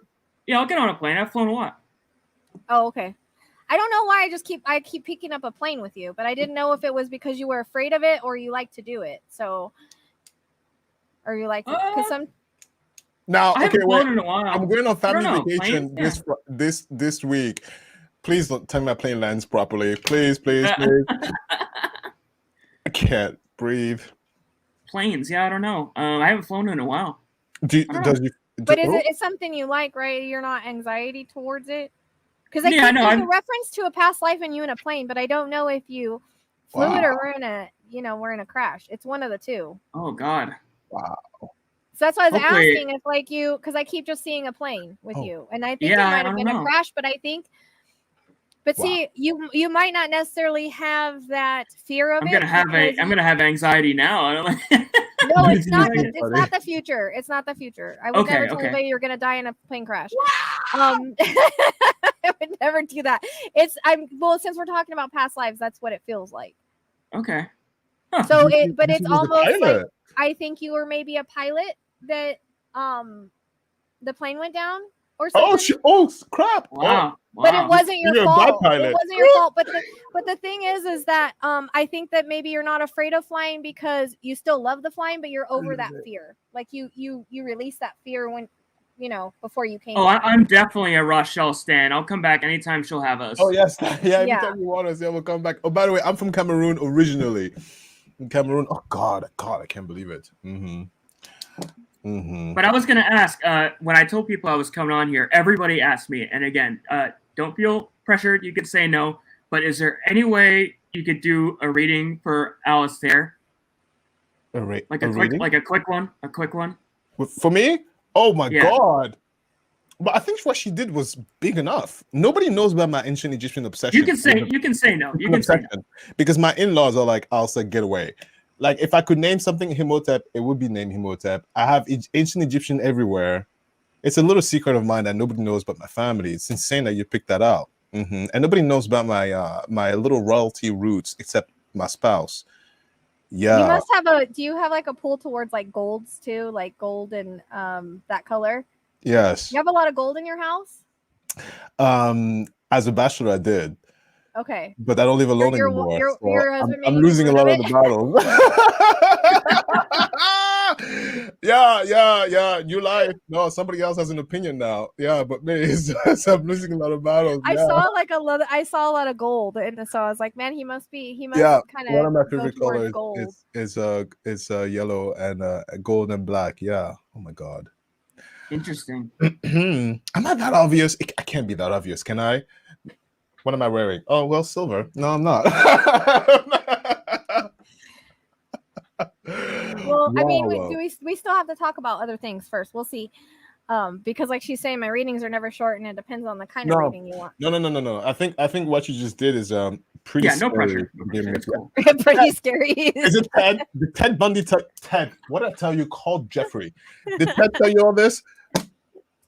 Ted. No, I don't know. I just get it sometimes. Like I have one daughter, Olympia, and somebody else says, "Thank you so much. You think we're cool? Can I? Let me do a quick plug-in because we are shameless. I am shameless. Make sure you go and subscribe. Yeah, listen to me. We're trying to get to 1,000 subs over there. Oh, that would be awesome. Get a few subs out of this. Biffy, you have the information in the description, right? Well, it's her channel, so she'd have to put it up there. But I copied your whatever you sent me yesterday in the description, so it is. Oh, okay, perfect. So if you go to the description, you have a link to where our channels are. So a little just disclaimer: we talk about anything and everything. Please have an open mind because we are filthy in a polite way. We are filthy in a very polite way and talk about anything, but we mainly speak about true crime. And Beefy has an awesome ability to tell you a story where you can just close your eyes and you can visualize it. It's quite scary because he talks about these murderers. Oh, like thank you. there. So you just like freak out a little bit. And for some reason, all these murderers and the victims have good hair. Can we please pick someone who's bald? No, I'm tired of having good hair. It's enough. Because I don't know. It's enough of the good hair. Madeline Kingsbury ex is bald. Okay, perfect. Yeah, all these. That's what I was trying to think of yesterday. So I gotta pour some water in this. Yeah, is that your fish? You said? Yeah, it's my fish. No, it's my little personal air conditioner that I got. You have dogs, cats, fish, birds. Look at that. No, I don't have fish. It's just my air conditioner. Okay. It was a joke. My personal little air conditioner. I already spilled water all over everything earlier. It went over my head. But, no, so I mean, I think we wanted to get into Idaho, right? Something we haven't talked about. The Idaho 4, not Koberger. Yeah. Is it still Koberger? Oh, yeah. No, I think I've asked all the questions about Koberger. Yeah, but not on here. Oh, I We haven't didn't. talked about this yet. That was going to be part of it, I thought. Can you No? please remind me, because I ran We through all were- the notes I put, We and we put it in the description. We were going to talk about Idaho 4, and we haven't done that yet. I thought Idaho 4 was Kohlberger. yeah, I thought we talked about that. At the We are, beginning. but we Okay. didn't like discuss the case or. Okay, no Okay. problem. Let's dive into it anyway, because I think, okay, first of all, listen, we all know the story about how he not only stalked the house, and he was very Ted Bundy-esque. I'm sure Ted Bundy's really pissed about that, jealous much. But look, No, he said that he wasn't as good as him. You got to okay, watch that reading. so Ted Bundy has been shady. Ted. Anyway, but the thing that really gets me with Kohlberger is that he has the audacity to think that even though you're innocent in this country to proven guilty, there's DNA. Like, he left DNA. It's almost like he did it on purpose. It's almost like he was like, you know what? I'm smart enough to evade anything. Let me just leave the knife sheath there and let them find me, because I want to be He's famous. testing the system, I think. Oh my God! Didn't I call it? And because a lot of the ones that like OJ got off on technicalities, yeah. what's her face, Kaylee Anthony. Oh, her. You know, they are kind of talking about how, because they were so public, is why they got off. I think he's testing the system. I think he's testing what he can do because he studied criminal justice. But I think that the evidence that they have against him is so much when you put it all together. Yeah. I did an Into the Mind reading about the outcome of this. It's Do the you same outcome as Ted Bundy without the electric chair. Whoa! So he's not getting the death penalty. Can I tell you something? Because they want to give that to him. Yeah, I know they do. And they have want to. It checks they all want the to give it to boxes him. for Yeah. Idaho. And they want to give it to him so bad that well, you know what? He just hired a new lawyer who is she's a top defender for people that are facing death penalty, and she's very good at getting people out of death penalty. I looked into her rap sheet. Very expensive, by the way. Yeah, tax dollars, but she is very good at getting people not to be killed. And that's why he has her. I suspect that the reason why she's good at making people not being deleted is because it's too expensive to get them alive on death row. So I think the government is like, oh my God, you cost too much money. Let's save some money and give him the life situation. And also, I do think that life, it's a much bigger punishment. I do too, because death is a release. But I still get the but he'll be in there for a while before anything happens. But they were still showing. They kept showing me this in that reading. They kept flipping me back and forth between Ted and him in the courtroom. Like there'll be similarities or something. Yeah. So. Oh, Ted is not happy about that. He doesn't care. No, he doesn't care. He already said that he wasn't as good looking as him. He's a jacked up Ted. And okay. He also said that, you know, he wasn't as good as him because he get away with it. Like he wasn't going to get away with it. I mean, he already said he was going to get caught, and he got caught. He wanted to be, but he's not. You know. By the way, I'm skittish by nature, so Ted, don't come here because I will freak out and scream. And no, what is that? Something moved. No, I'm skittish, but probably why I would be a bad psychic because I'm afraid of everything. I'm afraid of everything, and there's no need to be afraid of everything, though. I mean, if you think about it, spirit's just us with a body. I mean, spirit's just us without a body. You know, that's it. Wow.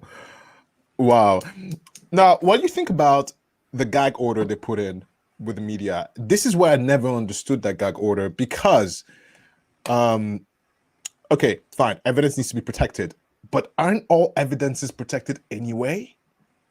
I didn't understand the gag order. What was, if you had a reading on that, what was the point of the courts doing that? Doing what? Putting the gag order on, like stopping all information from moving about. Oh, because like I think what we just talked about. You mean the gag? The gag order? The gag order. I think it comes down to, like I was just saying, how OJ got off and Kaylee Anthony got off. Those were all really public cases. Okay. I think they're trying to stop that, and they want it to be like, you know, they want to make sure he's not going to get off. Now, do you think that one of the victims fought back? I do. Yeah. Why did you? Okay, before I ask the question, did you get any reading from the victims at all? Oh yeah, I did each victim. Okay. That doesn't Now- mean the other ones didn't come in, but I did. I focused on each. Now I'm interested in the one that fought back, because if she fought back, that means she's a fairy spirit. Like, she's like, oh no, you're gonna fight for this kill. What has she said to you? What has she revealed? If she said anything? I don't know because I don't remember my readings.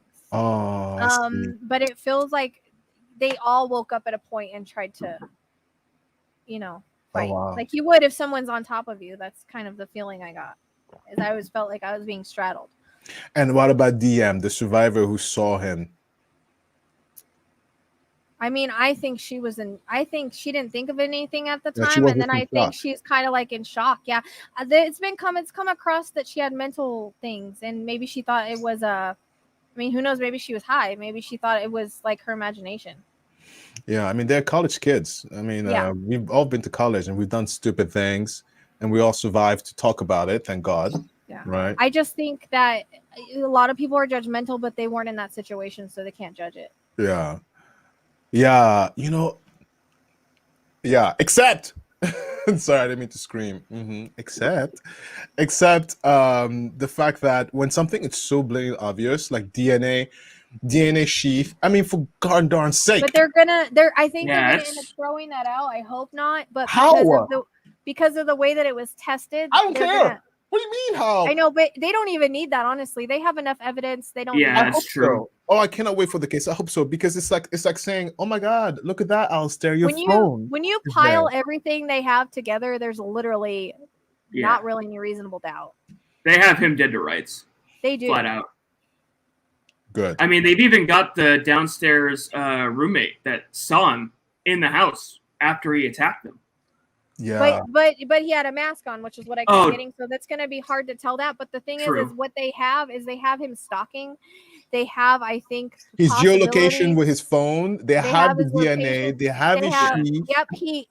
He pinged onto that Bluetooth or whatever it was. Yeah. They have. I mean, we don't know all that they have, right? Because they don't have everything out. But and they can't do that because it will mess up the case. But in my opinion, I think they have, exactly what Jen's saying. I think they have way more than we know. And like, if he bought it off of Amazon, they got that. Yeah. Like, I think that when you put all of the evidence together, like there's literally no one else it could be. No one else it could be. Even when they stalked them online, they have all that, Stalked them online. and I think even one of the readings I said that he was looking at Maddie's Instagram pictures and like liking them or something like that, and that was actually came up that they do have proof that he was looking at Maddie's pictures. Yeah. So that was on Instagram. He was stalking them on social media. They have that. Yeah, that all came in the readings too. They have a lot more evidence than that, and that's just what we've. That's just what we know. They're not gonna show release their hand. everything. Yeah, that's why I never understood the gag order. Yeah. Because they're never going to tell us. Not only that, but they can't get a good conviction if they show everything they got. Yeah, they can't get a good. You guys are good. Everybody's good. Just like all the other cases we've seen recently with Lori Vallow and all that. Like we didn't know all that information. Lori Vallow. Oh, honey. That trial is going to be awesome. Now, I didn't work that case. You didn't work that case? I don't. No. You know what? I was in the process of moving. I didn't work it. Oh, you were too busy. Oh or my something. God. I either had surgery or it was just like bad timing. I didn't. That woman, scary. We're getting a lot of requests in the chat. Have you gotten anything on Sarah Boone? Sarah Boone. I like Sarah Boone. I mean, I don't like her like that, but I think she's completely. I wonder if that's the movie. There was like a Lifetime movie or something I watched. Is that the one that put her husband in the suitcase or something like that? Yes. Yeah. They're gonna like that movie. Oh my God. They have a movie. What? I gotta watch that. Do it. Yeah, I forget what it's freaking called, but it's on Lifetime. Oh, Sarah, we should do a live stream viewing of Lifetime, the Sarah Boone movie. Yeah. I'm pretty sure that's who it's about. That lady is a mess. I've never done a reading on it, but I mean, I've seen the movie, so I probably wouldn't. I try not to work anything I know too much about. That's like I try to stay away from serial killer cases and all of that because it taints the reading. I don't like to know anything. Yeah. So if I'm ever going to work on a case, I won't watch it. Like, You know, if there's, I only did the Murdaugh because people wouldn't shut up about it, but it was all over. Like, I don't sit and watch trials. A lot of the stuff I got was in the trial, and people were coming back to me, oh, you must be watching the trial. And it's like, I'm not going to sit there and watch trial. Like, I don't have time to do that. Yeah. And I don't, if I'm going to do a reading on it, like, I won't do it, you know? Oh my God. I'm a little bit low-key jealous of you because I have to watch it. Well, I will after. I mean, I will afterwards, but I just, I gotta watch. It's great. I literally try to live under a rock. Yeah. You know? Yeah. I mean, well, it's probably good that the less influence you get from outside sources, the cleaner you can keep your readings, I assume. Exactly. And that's why I try to do it. That's why I tell people, like, they're like, you must have researched this. You got facts. I'm like, they're going to give me facts. Like, it doesn't mean I sat and researched. And when you're doing a reading, who can think of everything that you researched? Like, I don't have that kind of memory. Shoot, I can't remember what I freaking did yesterday. I'm not gonna wrap off like Google. I am completely mesmerized at Ted Bundy. I'm sorry if I fixated on that. Yeah, who needs fact when you have Ted Bundy? Hi, Ted. Can't. You know what? If Ted Bundy can get into heaven, it gives us hope for all of us. I mean, like I said, it took him, and we don't get judged. We're not judged like we're always told. Thank you. That's a really beautiful thought too. That, you know, I mean, as much as I don't want to go out and put the idea out there that serial killers can get into heaven, but the idea that no matter what we do in our lives, we can still repent, and it doesn't matter what kind of mistakes we made, we still get a second chance. That's a great notion, and also, Rachel, to feed on what Beefy said, and Beefy, you know that also, I say that all the time, is that even if you're the most horrible person in the world, you have a network that relies on you. Someone somewhere relies on you for something. So there's value even at the shittiest human being. There's value there. Yeah, and it's also very like stressful. It's like I can't be wrong. I don't know. That's my biggest fear, is like I'm gonna blow something and be completely wrong about something, and then everybody's gonna like, oh, like they did Sylvia Brown, like, she was wrong one time, and they she'll never live that down, you know. What do you do to relax? Like do you go on vacation? Well, can you relax? Because it's not like you could go on vacation because Ted won't leave you alone. I'm always working, literally. So, Ted, leave me alone. I'm relaxing. No, but like, what do you do? Like, he's like on vacation with her. She's like got the feet up in the sun, and he's there in his little flip trunks. I don't think I have not had a vacation in a long time because I have animals. There's no leaving the animals. Oh yeah, that's right. But that's okay because I just, I relax with them, and one day maybe I won't have as many animals and I can go, but for now I just kind of kick it, watch TV, chat with my friends, like watching TV. Right. And actually making like the keychains and necklaces I make is kind of meditative, but I started getting spirit when I started doing that now. So now that's draining. Wow. It was Spirit's idea. Like, I just started making like keychains and necklaces, but then all of a sudden I started intuitively making them for people and they'd make sense. And now when I do it, like if I look at a picture, I can bring in Spirit and they can make it for their loved ones. So it gets kind of draining now where it wasn't before. And, but it's at the same time, it's meditative, I guess, because I'm not talking to anybody about it. But yeah, I'm constantly working. Wow. Constantly working. Yeah, Bethany's like, I definitely don't watch the royal history because I did like a reading on Princess Di on my Patreon and I didn't know shit. I'm like, wait, who's the king? What? Sorry for my name's Charles, right? Oh wow. Mm-hmm. Have you ever had an experience where you're giving a reading to somebody, like a client or whatever, and you get it wrong? And if so, how do you handle that? Like, what do you say to them? And, how do you like more or less explain to them, that, hey, this isn't 100% foolproof. You know what I mean? This isn't science. So when it comes to like mediumship readings, are, knock on wood, never wrong. Spirit's never wrong. I might misinterpret the information. It might mean something different than what I think it means to the sitter, or it might be someone else is coming. And I've had times where I'm like rapping off stuff about someone, and they're like, nope, that doesn't click. No, that's not matching this person. That's not matching this person. That's not. And I'm like, wait, but do you have somebody else on the other side that this matches? And it's like, oh, wait a second. Oh yeah. And then it's like, okay, all that matches this other person. So it's really like they're not able to validate it because they don't remember. They're not realizing that it's, and I always tell people that before I do reading, like sometimes someone else will come in and block the energy. And until you validate who that person is, I can't go on. Wow. Like I literally had that happen. I was trying to connect to this girl's dad and the grandpa came in and she didn't really know the grandpa. And it was like she couldn't connect anything to that. I was so frustrated. But until she said, "Oh yeah, that's my grandpa," he didn't go away. And then all of a sudden everything started to click. And then I was able to get to the dad and give her some information. And so I went like 30 minutes over the reading because I felt bad because I know she wanted to hear from her dad, but her grandpa was interfering. So sometimes that happens, but knock on wood, I'm never wrong. It just I might misinterpret or you're not realizing it when it comes to like everything always clicks something. You know what I mean? Like my readings are usually they're always accurate. Thank God. Knock on wood. Yeah. Thank you, Spirit. Thanks, When it comes to like intuitive guidance or a psychic thing, I always tell people like what I tell you is not written in stone. A lot of my predictions do happen, but you guys have the free will to make other choices and decisions. So if it doesn't happen, that's not my problem.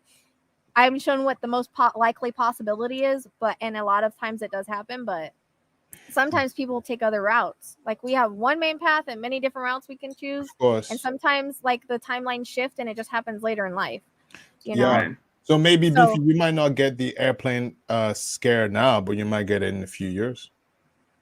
Well, she said it was in the past. I think it's a past life. I would never I would never like try, like you don't predict people's passing. You don't predict those things. There are warnings that come in, but you got to be very careful because you don't want someone thinking, "Oh my God, I'm never getting on a plane again. I'm never getting in a car again." Like, "Oh my gosh, I'm going to die by I'm 30." Like you don't do that to people. That's just unethical. Anybody that tells you, you know, you're going to pass at this time or don't listen to them. Oh my God, person. No, I don't, Shaw. I was wrong on your baby gender, but my baby gender is about 80%.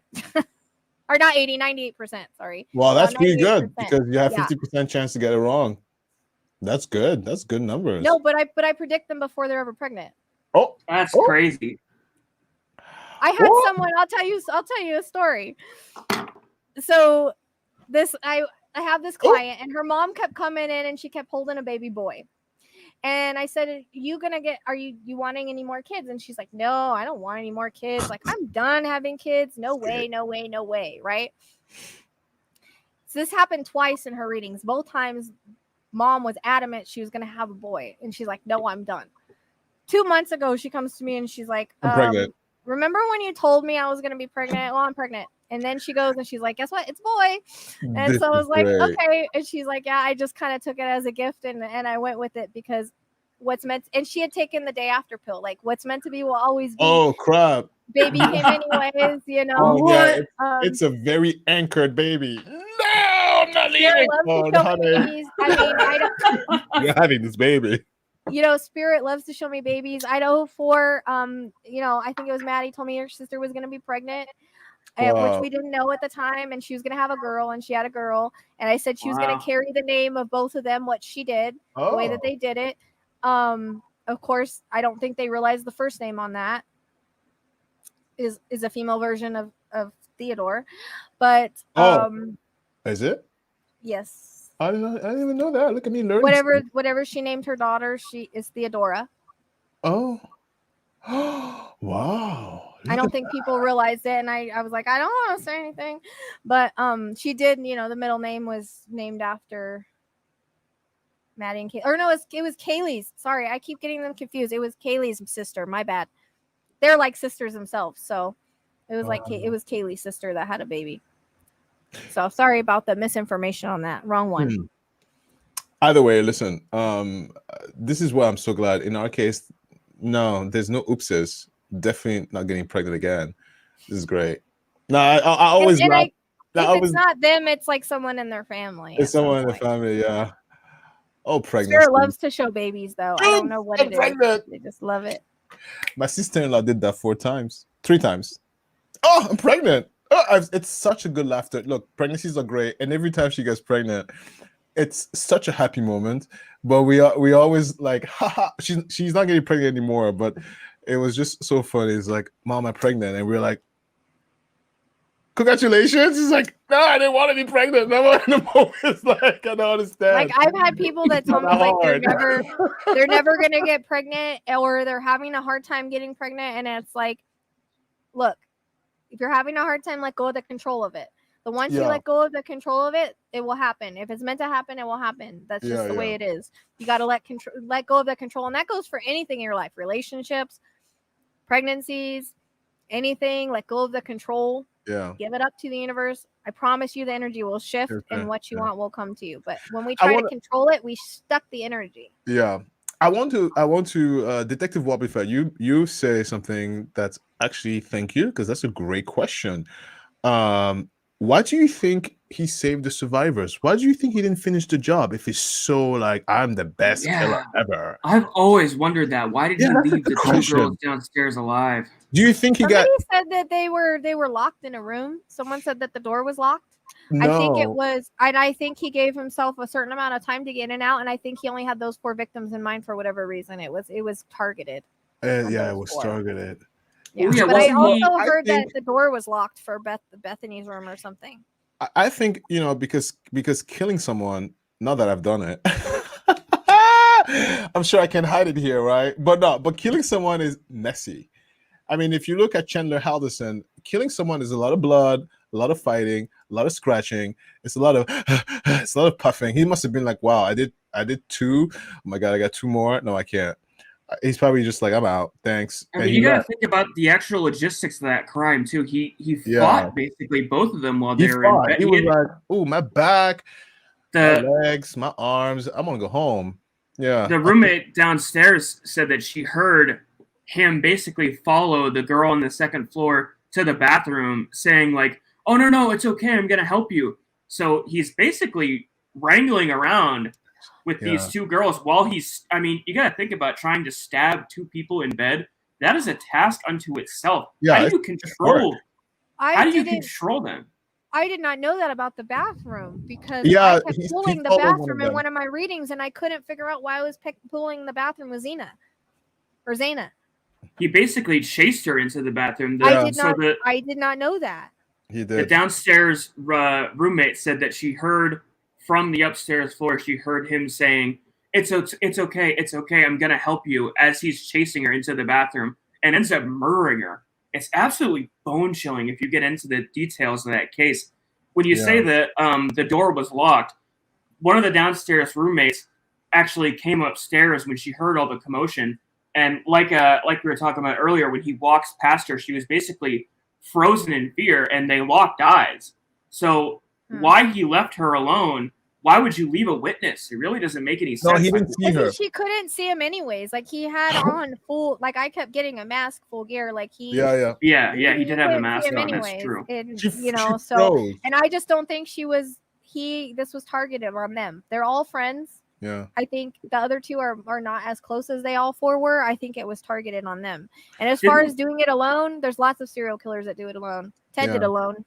Yeah, Ted had the same amount of victims. Was having fun. So it was almost like, that's why when I heard about it, I was like, oh my gosh, this is almost like the sorority.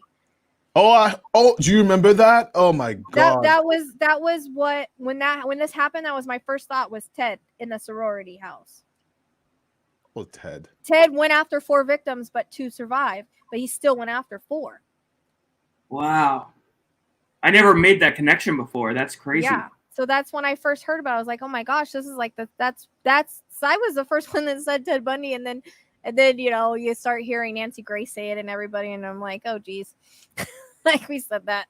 We said that in the very beginning. Didn't Bundy get out of police custody and go murder a bunch of sorority girls? Yep, that's what I'm talking about. He did that after he escaped. Yeah. He went into the sorority house. Yeah. He attacked 4, but 2 survived, which I'm sure he didn't know that when he left, that they were still alive. Yeah. But 2 survived, but he attacked 4. So it's basically almost a replica of the thing. Yeah, what happened to Kohlberger's knife? That's a good question. I don't know. I tried to find it. I found the IDs.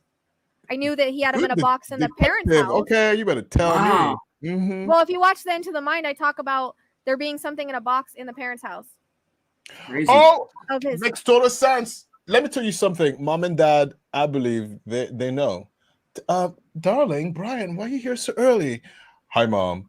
Why are you all dressed in black and the tarp? Come on, man, Mom and Dad. You know what I mean? Like, I'd be like, Olympia, what are you wearing? And why are you dressed up Well, like he a didn't criminal? show up there like that. He rode across country with his dad in normal stuff. I was being Yeah, dramatic. No, I was gonna say. I was being dramatic. Of Dramatic. course. Okay. Of course, he didn't show up like that. But still, like he had a full-blown tarp. The FBI was saying like he was cleaning. Look, the FBI was like, if I can't find the knife, they will send me to other evidence that is helpful. So the other evidence would be like the ID or whatever else. I kept getting the parents' house, but I also got like a bridge over water, which he did go. yeah. It's weird because I got a name and it ended up that was the name of the Kate's. I got Kate. That's the name of the coffee shop he went to. Well, there's a bridge that goes over water there. And so I was pulling that up, but recently I'm just wondering about like a quarry or something like that. But I still get the parents' house. Like I think he took stuff with him to the parents' house, like stuff that he had in the like he had In the from car. the crime or with Yeah. the crime. Which makes sense because he was putting stuff in bags and throwing it in the And trash. throw it I in the also trash. got. Yeah. So I think he took he didn't think he was coming back, and he took the stuff with him to his parents' house. So Yeah. that's why they got what they got out of the parents' house. But you know, even in the search warrant, if you look at the search they don't warrant, need the knife though. they don't need the knife, but they did see a lot of his purchases was locked inside the house, right? It was locked in a lock and key, and it was like, who puts black gloves, ropes, not ropes, but you know what I mean? Who puts like vacuum in a locked drawer? Like, who do you put your vacuum behind an armoire with a padlock? No, but I'm not Who does that? OCD. He's OCD. Yeah, I was like, that's weird. Which is what they weird. kept showing me, like when they showed me his closet. They kept talking about something at the top of the closet too, like in a box. You know how we have those shelves in the closet? Yeah. I don't know if he Yeah. took it with him. That's but where the they key kept- was. That's the key of the lock. So that's why the police was like, the key is right there, but the dresser is locked. That's so odd. Like you lock your dresser for security reasons, right? So you don't put the key right next to the lock. So it was like, nah, what's inside? Yeah. And that's why I got her to say, let me open this, because the key was right there next to the lock. There was no sense of like security. And then she opened it. She was like, oh, what is that? A vacuum with hair? So, oh, interesting. A vacuum in a locked dresser. Yeah. No, the prosecution is gonna like checkmate the hell out of him. I can't. Yeah, wait. I think, like I said, there's stuff that people don't know. I don't even know if they're gonna allow cameras in the courtroom. Honestly. That's going to be a great trial. Well, he asked that, and I think the judge was like, "The hell with you! I don't have to answer anything that you ask." No, I think the judge denied that mess. Okay, I don't know. Yeah. Like I said, I only keep up a little bit with it. If they do the same thing as they did with the Larry Vallow situation, because I would have loved to see this trial, I'd be very upset. I'd be like, "Come on, tax dollars! I pay too much taxes. Let me see what you tried. What are you doing over there? Open the door!" Like I would be. Same thing with Delphi. I really want to see that trial. Let me see. Didn't they just? He's another one that's like, he wants the jury and stuff to feel sorry for him, in my opinion. Yeah. He does. Don't they all? You know, I wonder if he didn't think he was gonna get caught. Yeah, at the end of the tunnel, I would love to see. I would love to see like if they have like the regret in their mind. I would have loved to be a mind reader when they're sitting in that chair facing. Psychopaths don't. And that's the one thing Ted told me right away. I'd never gotten that vision before, but it was electricity in the brain to tell me it was wired differently, or it's like, now that's my sign for sociopath. So he's a psychopath, but he doesn't. There's no remorse. Yeah, I think Koberger is a psychopath as well. Yeah, there's no remorse. And if you notice, like his it's okay. So the difference between him and Bundy is, yes, Bundy was more charming and stuff like that. Like he was really charming. Kohlberger, if you notice, he has like no expressions on his face. Like his face does not Kohlberger doesn't give any type of expression at all. No, it's just the same all the time. All the time. So odd. And he looks well rested. Yeah. And like I think he thinks he's gonna get off. I think he thinks he's gonna play the system, and it's almost like he wasn't worried about getting caught. No, he wasn't worried at all. He thought that arrogance, like he was smart enough. Like have you seen where he had the traffic stop where he got pulled over and he's literally trying to like no more than the cop? I think that it's like that kind of situation. Like he has that kind of arrogance about him. He even instructed his defense team to make the statement. I was like, who does that? Like, no, I'm That's why I defending said you. there's going to be similarities with Ted and him, because Does that. even though he's not his own lawyer, I feel like he's trying to be one in a way. Yeah, Even though he's not, just like yeah. Just like to waste tax dollars. Although, like Detective Wobbuffet said, what about Daryl Brooks? You know, Daryl Brooks is a monster. So did you get anything from Daryl? Any reading from I Daryl have. Brooks? What is that one? The Love one that it! drove through the parade? Oh, man. God Oh, love I you. live under a rock. I don't Dude, know. isn't You it don't know. fun? You're living such a better life not being Yay! exposed to Daryl Brooks. Yay! Thank God. I Yeah, love right? it. Daryl is so insignificant that Rochelle is like, no, I'm not getting anything. Well, Daryl Yeah, I Brooks. don't know who it is. So he's Don't he's waste. he's the monster. He's a human being, but he's a terrible murderer who took his car and drove through the Christmas parade in Waukesha, Wisconsin, and he killed Was six. that last year? That was 2 years ago now, right? 2021. Yeah, 2 years. Yeah. 2 years from now, and he killed that 10-year-old boy, Jordan Spark. And the way the boy was killed, he was pretty much decapitated internally from the car. The car looked like it was squished, but that was human bodies. And not only did he run through the parade, but he paused, knocked off the body off the car, and continued driving through the people. Like, it was completely horrendous. And then I when never even heard about that. like I don't. He drove drove through through the a parade. Christmas parade. Yeah. Yeah. And the reason why he got out the car is because the car got so damaged he couldn't drive anymore. So he gets out the car and starts running around. And be I like, think he was. It comes. I think he was just like, he didn't care. It's something he could do. He just did it. Yeah, you're not wrong. Yeah, you're not wrong there for sure. And I almost get like a mental break. Like, I'm just gonna do this one day. Like, Mental because I break is a can. really, really good way to describe it. He had a fight with his girlfriend and then just like completely Yeah. unhinged. That's what I kind of get, is like there's like a mental break where it's like I take what I feel on everybody else. Wow, that's crazy. That describes him to a T. It's like he thinks that he's almost entitled to drive through that Christmas parade. Yeah, that exactly. is Daryl Brooks. Yeah. Yeah. You're during good. the case, even during You're the good. case, he felt entitled. In the case, he was kind of like, why am I here? Like, I'm innocent. It's not my fault. It's her fault for making me mad. Yeah, She's the reason why. typical narcissist. It's everybody Typical else's fault but their narcissist. own. Everybody Right? else- Wow, she even called out the narcissist thing, man. Yeah. This is legit, man. I'm not like a real psychic believer, but I have come full circle on this. Like, I like to turn You're gonna- skeptic. yeah. I like to What turn do we do skeptic. I do. now? I love it.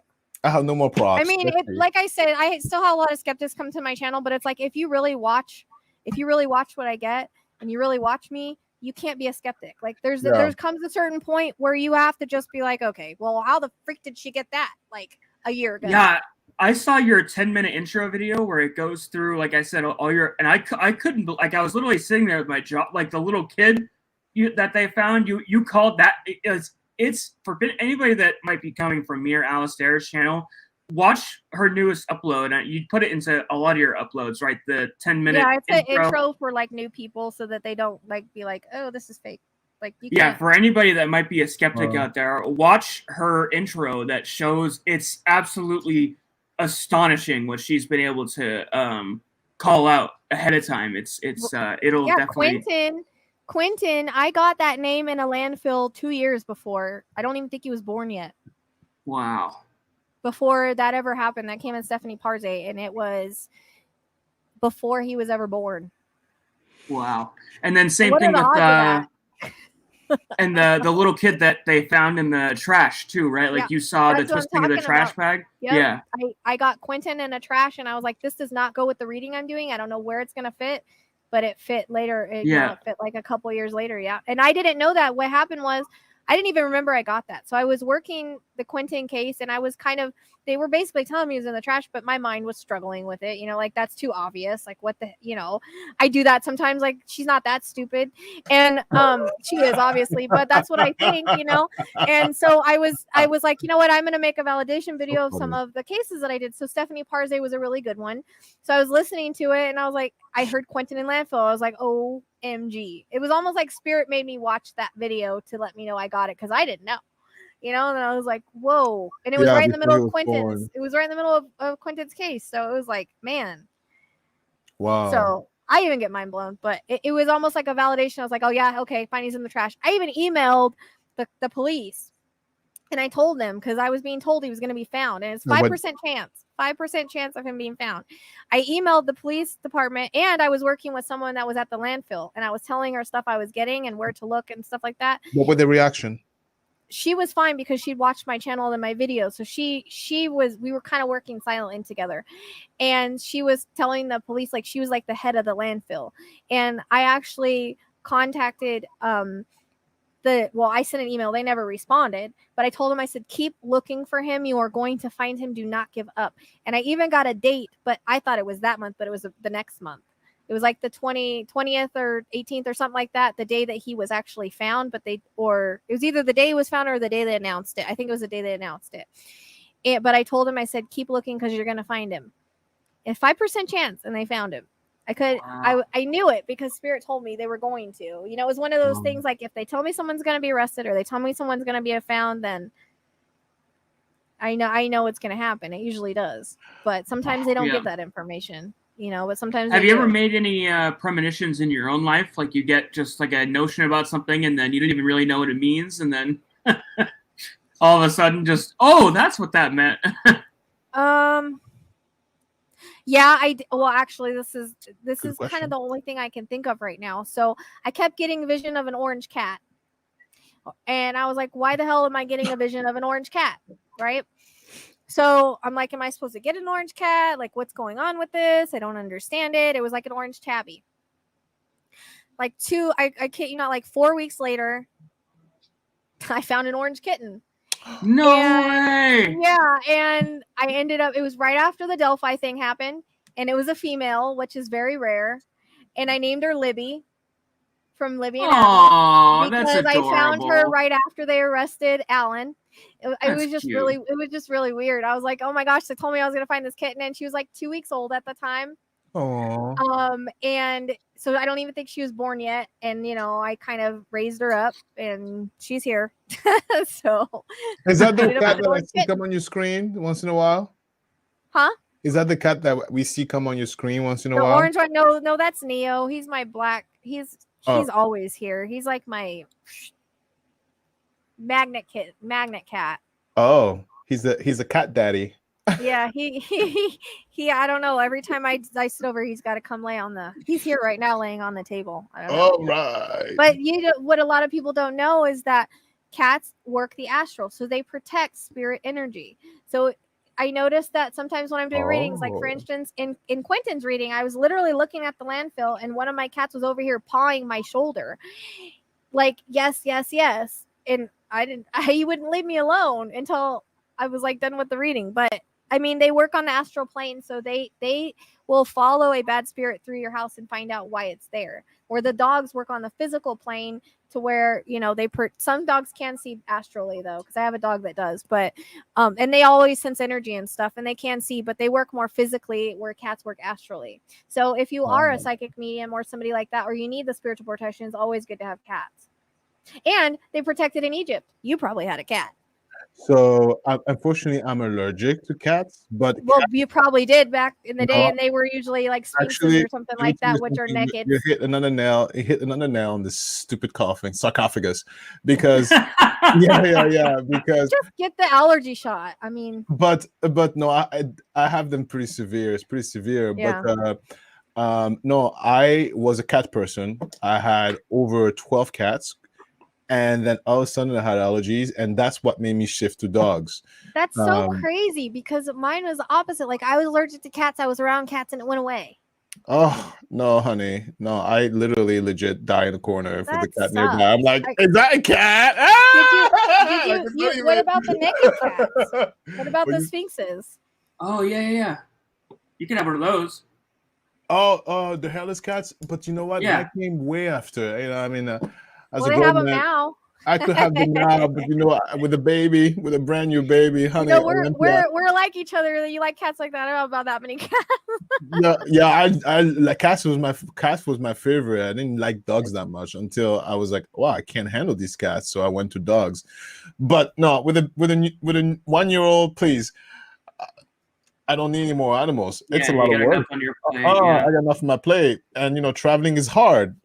we go on vacation, family vacation, and the baby you can pick up and go anywhere. But what I do with the dog? Thank God someone is going to come and take the dog for us for a week. But But cats are more independent. You just leave out food and water. They go in the litter box. Have someone come feed them a couple days a week. But I don't like doing that. Do you know why? Because I believe that animals get bored. So I'm the animal owner who entertain my dog, please.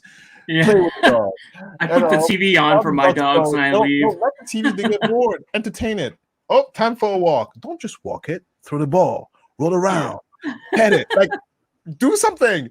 I am that one of those pet owners where I'm like, doing the bare minimum is not enough. That animal needs interaction and stimulation. I'm annoying. I know. No, you're my cats are very independent, and they use each other really. Honestly. So, Rochelle, we have a recurring bit at the end of our show every week that we call the final thought. The final thought. And typically either Alistair or I do it, but do you have just a final message to give our viewers or your viewers some parting words of wisdom to take with them as they go out about in their lives this week? So I like to always tell people be kind. You never know what someone's going through in their life.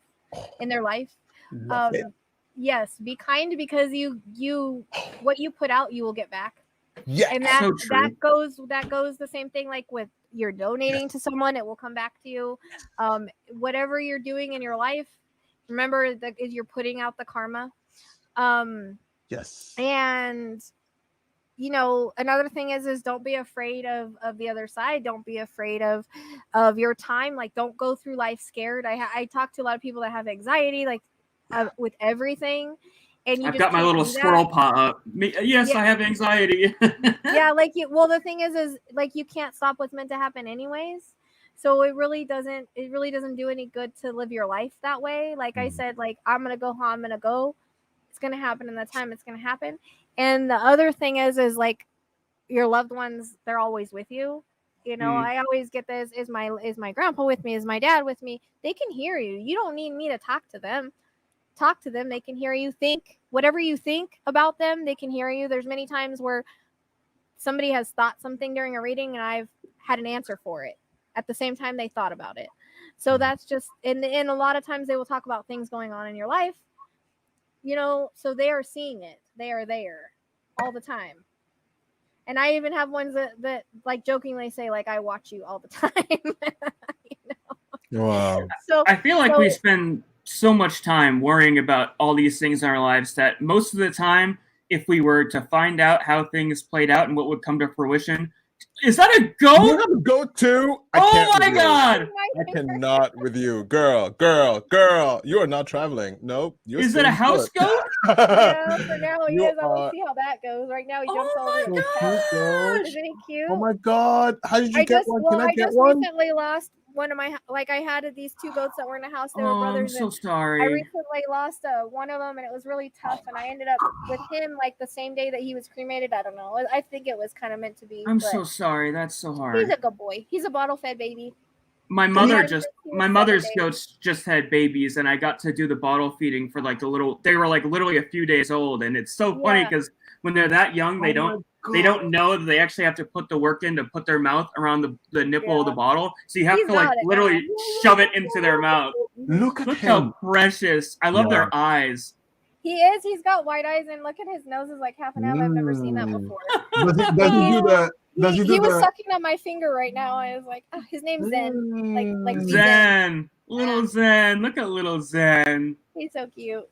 Oh, I'm going to try to potty train him. We'll see how that goes. I'm going to see if it'll work. Oh, my God. Okay, I want a goat now. Yeah. What a great picture to wrap the show up on, this cute little goat. And like I said, I got him after a huge loss. So I want to go. That's another thing too is people's animals. I think I'm gonna make a video about it. But wow. A lot of people have a hard time when they have to put their animals to sleep. It's your last act of love. We're all gonna go. You don't want to let them suffer, and they're okay with that. They know that. And they can come back. They can come back to you. They can reincarnate to you again if they want to. Oh my God.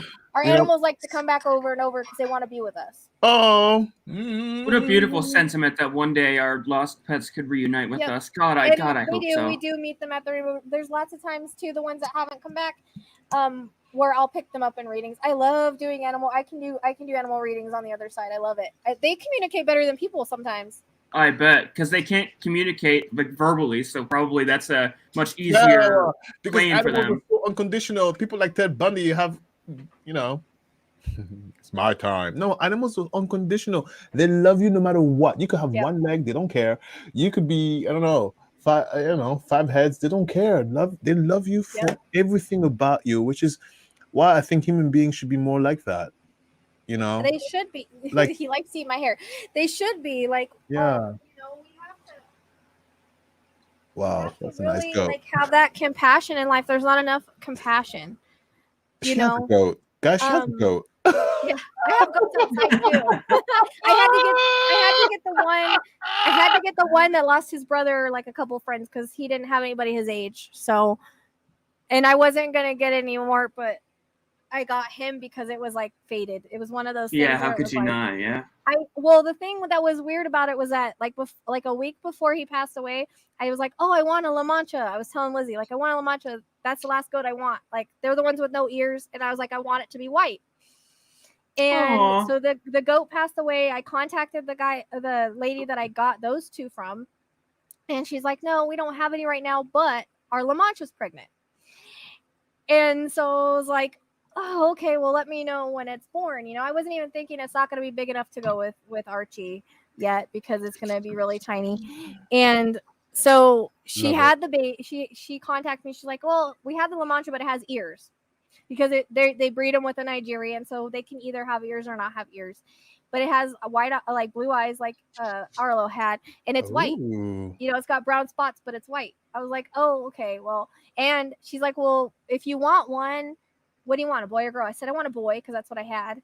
And wethers are really cool. If you take away their hormones, they're great. They're great pets.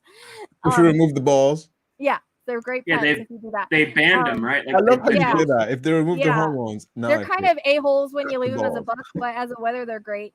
And I love it. So she had the goat had one singleton boy. And I had met this goat like a year before, and I was like, oh my gosh, I want one of those. So I know what the mom looks like. The mom's all white and it's got no ears. And I just thought that was kind of my sign. I kept telling Lizzie, I'm not going to get the goat. And I just got friends for him. Like, I don't need it. But it was like one of those things I couldn't say no to because I basically, you know. So I was like, I'm going to take him in and, you know, have a house goat again because I really enjoyed, like, every time I would get on the couch, here comes Arlo, like laying on my chest, you know. So I love it. They really are like puppy dogs too when they're babies like that. He thinks he's a dog. Like I have him with a lot of my good dogs. Like there's a few dogs outside that haven't met him yet, but most of the dogs know him, and I think he thinks he's a dog. And he will jump around on the couch and jump over the dogs. He's just like, part what of is the this family. thing doing? He loves everybody. He doesn't think anything. He's like, I am home. He's like, I'm a dog, I'm a cat, I'm a human. Like, I don't know what I am. Yeah. Mm-hmm. Just give me grass. Wait. Sorry for the noise. I didn't mean to clap. Sorry. Are you vegan? No, I wish I could be. I totally wish I could be, but my body craves meat. It sucks. Yes. As much as I don't know if you guys noticed, but a lot of like A blood types will need the meat. Oh, I didn't know. I'm A positive, and I for some reason like I've tried not to eat meat because I hate the thought of it, but I have a hard time with it. I can't. I don't know enough things without meat to make. I love it. Yeah, hard to get that much protein. Yeah. Beefy is so funny. There's something about it. Like I need the iron and stuff. Like it sucks. I like steak, but but lobster steak. is my favorite. Lobster. Oh, me too. Oh my god, that's my favorite food. I love lobster. Oh man.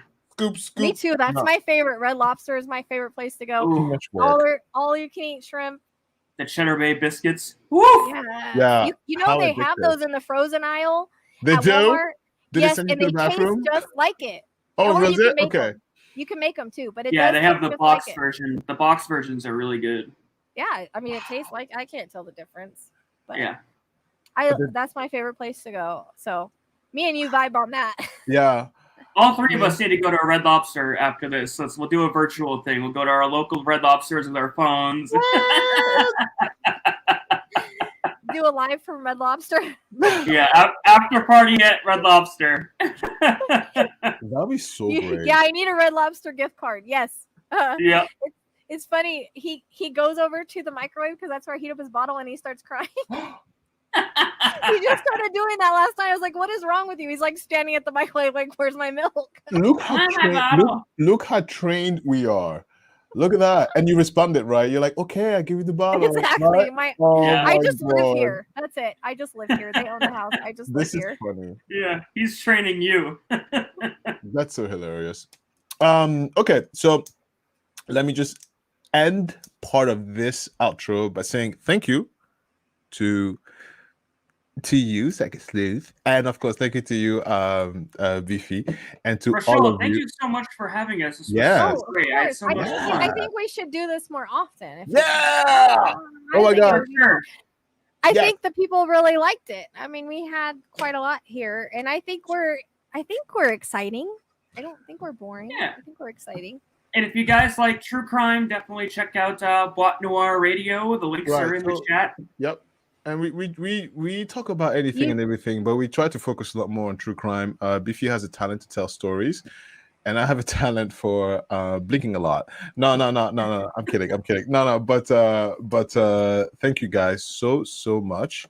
And I have to say, and I don't know how you feel about this, but I absolutely love the lives because there's no editing involved. I know, different story, but editing is such a monster. It's so nice to do lives because there's not that much editing. Sorry, Beefy, wink wink, love you very much. But you guys are awesome. Thank you for being so welcoming. I know, I didn't even realize I lost my admin and we missed all this. LOL. Sorry, the admin Tammy. was like, honey, I gotta go to sleep. She's right? like, I'm out of here. Yeah. Oh no, Lizzie's here. Lizzie's here, right? Yeah, Lizzie's here, but Tammy Lizzie's was in the great. back. She was doing all the. Yes, they are. Yeah. They're good girls. Thank you, Lizzie. She's She my put bad their- influence. She will tell me anything. Like if I say I want something, and I'm like, talk me out of it. She'll talk me into it. It's bad. She talks. Oh, I love it. Bad influencing friends. She's a bad influence. Yes. Oh, please, they're the best. What are we doing today? I don't know. Stinking into Walmart and eating the food there. Perfect idea. Let's do it. Okay, that's a Stealing real the story. Chevrolet business. That's a real story. My best friend from Pathmark. Let me tell you how scared I was. I was so scared. She's like, "Come on, we're really hungry. And we were broke in college." And I was like, "Okay, Linda, we have no money, but we're really hungry. What do we do?" So Linda's like, "Let's go to Pathmark and eat. If you get caught, we'll just spend our rent money." I was like, "Linda, we need a roof over our head." She's like, "But I'm really hungry." And she dragged us to Pathmark, and we pretended to be shopping, and we ate so good, croissants, grapes. And then we left, and we were like, "Oh my God, we did something so illegal." But she's like, "But we were very hungry, and we were broke as hell. It was either food or rent, and we chose to steal." How great is that?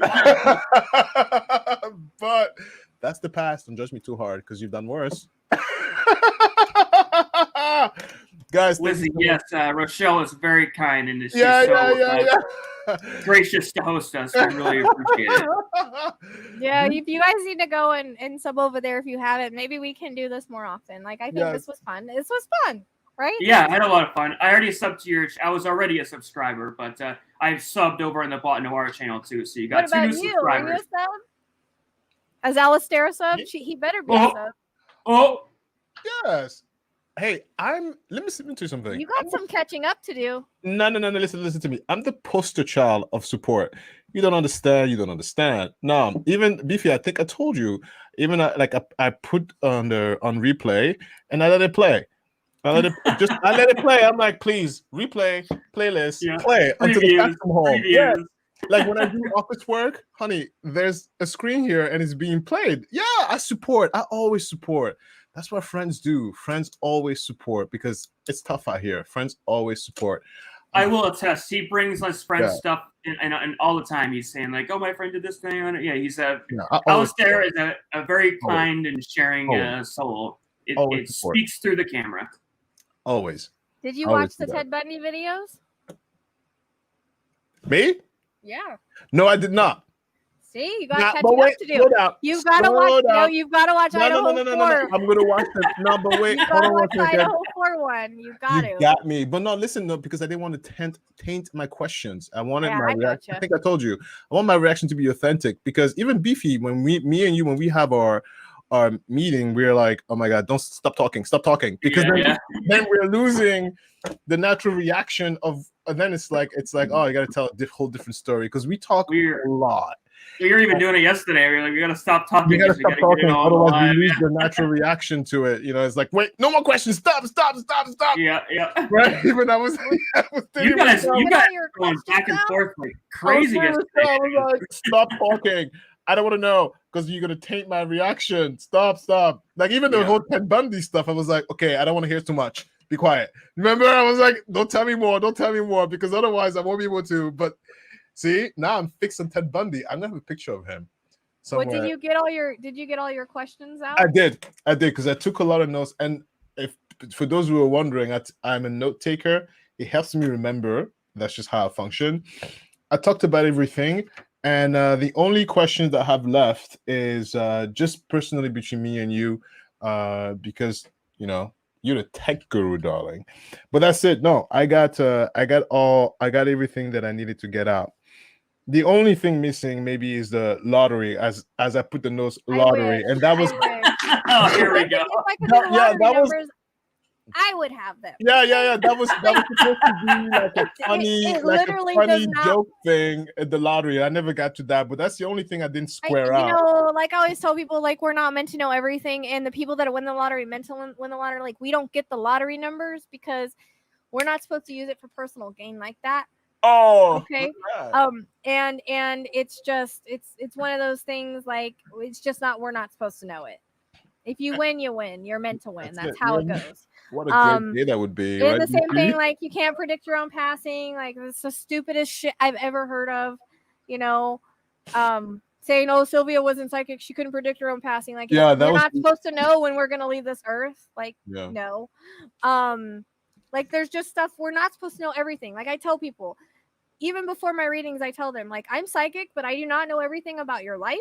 I do not know everything about your situation. It does not work like that. Like, I get what spirit gives me, but you still have to have like surprises. Like, you still have to have surprises in life. You can't know everything that's going to happen. It just doesn't work like that. You know, and life would be very boring if you knew everything. What? Exactly. That's why. Think about it. That's how you meet the people you meet, because you don't know anything. If you knew everything, you'll be like, I don't know, Jeff Bezos. I'm kidding. You're like, oh, I'm going to the moon because I'm bored. No, I'm kidding. No, but you know what? Do you know what I mean? No. And then the other thing, and the last thing on my notes, this was meant to be a funny segment. I'm glad we're laughing about it. Is the X-Men joke. That I talked about as, like, okay, so Rochelle is, the psychic in the X-Men. She's like, okay, Alistair, go left, go right. And Beefy is a squirrel because he can get into holes and stuff. I'm like, okay. And I'm just, right. So she's like, okay, Beefy, make a left, make a right. We're going to save this criminal, I think. And then I'm just, wait, what am I? What this I was? All right. I'm just the distractor, loudmouth. Hello, officer. Look this way. All right, officer. Oh no, what's the X-Men who has like the really loud scream, Banshee or whatever? Like I'm the distractor. This way. Look, officer. And while Beefy scurry around behind the scene and steals the diamond, right? That's how we are. Yeah. Let us know in the comments if you were on our X-Men team. What would you? Yeah. If you were in the X-Men team, where would you fit in? Yeah, because we got the psychic lady, and we got the squirrel man, and we got the very loud mouth, which is me. So what would you be? And the goal is to steal the big diamond. Why the diamond? I have no idea. Right? Mm-hmm. Oh boy, what a mess. Love it. Messes all right, guys. Mess. Fun. And I was I lost track of what I was going to say. But it was important, but I hate when I do that. I mean, that was the mantra of the Boîte Noire podcast in the beginning. We named it after the black box of an airplane. So the idea behind the podcast from the beginning was this would be trying to go back to find out where things went wrong and get the broadcast of the crash as it's happening. So it's very much consistent with our modus operandi going into this show. It's an organized mess, but it's a complete mess. It all comes full circle, organized chaos. And it's all about having fun, of course. And, I hope you're all laughing. I think that's another thing too, is like I have a lot of people come in there that, all the skeptics like, you're fake, you're a fraud. And it's like, why? Okay, there are frauds and fakes out there. Don't get me wrong. There are. Right. There are. And they give us a bad name, but not everybody's like that. And it's one of those things where don't judge before you watch or before you get to know somebody. Like that's in your everyday life. Like don't judge a book by its cover. Like get to really know something.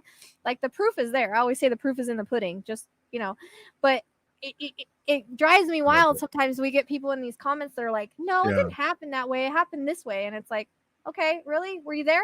Yeah, I agree with you. That's like my biggest like pet peeve is when people come in like argue with spirit. I'm like, you guys weren't there. Yeah, you guys weren't there.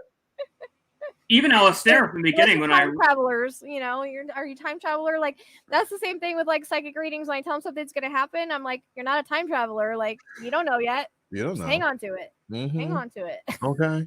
Yeah. Lizzie says, whoever the bad influence is, that's me. Yeah, amen. What are we doing today? We go home and do nothing? Lizzie's like, no. She's like, what are we doing today? Go buy some goats? That's Lizzie. Right. Yeah. Lizzie, oh damn. She said, go buy some goats. Oh, Lizzie. Oh, no. Yeah. That's how I ended up with him. She talked me into him. I kept trying to talk myself out. But I'm glad I did. I love Lizzie's like, here's the goat. You take care of it. Bye. Yep. Love it. Absolutely love it. I'm doing bad decisions. Okay. All right, guys. Well, I have to go back to my kid. I know. I do too. But... He's in there crying at the Oh, you have a kid? Oh, awesome. How old is yours? The goat. Okay. He's in there crying at the microwave. No, my kid's 18. Oh, wow. Good job. You did 18 years. Good job. Mine's one. Sucks. 18 years suck.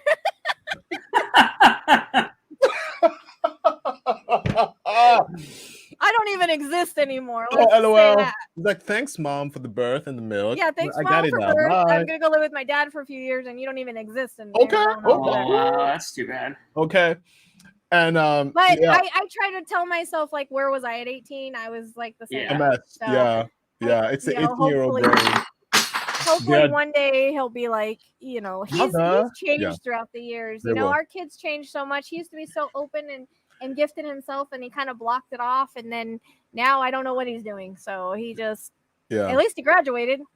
That was like not going to happen for a while. So I love it. At least he did that. But 18, that age sucks. 16, 18 suck. It sucks. 16 is when they start to be like, oh my God. And you have a daughter, so you're even more screwed. I know. Be that age. But at least, she's got two dads. So. And I'm a sucker. Yeah. I'm a sucker. I'm easily fooled. I was going to say, you probably give her everything she wants. Yes. All she's got to do is give you a certain look, and she's like, you're like, okay, here's I'm like, okay, what do you want? Here. Papa, what do you want? Here. Yeah, I'm a sucker. Just be careful, because I was that way too. They get spoiled, and then they know how to play you, and then you're screwed. Oh God. Yep, you're screwed. Yeah. So this weekend we're going family vacation. So good luck for you. Good luck for you raising a daughter. Thank you. It was a lot of work to get her. So every day I look at her, even though she's a lot of work. Oh, honey, listen to me. Children. No, I believe it. I respect all parents in the world, even those who are not parents. But listen. Listen.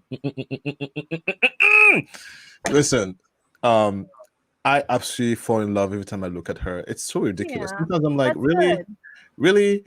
Like, come on, give me a break. Can I just not? Because you were supposed to have her. You're supposed to we don't end up with the kids we're not supposed to. They're soul family.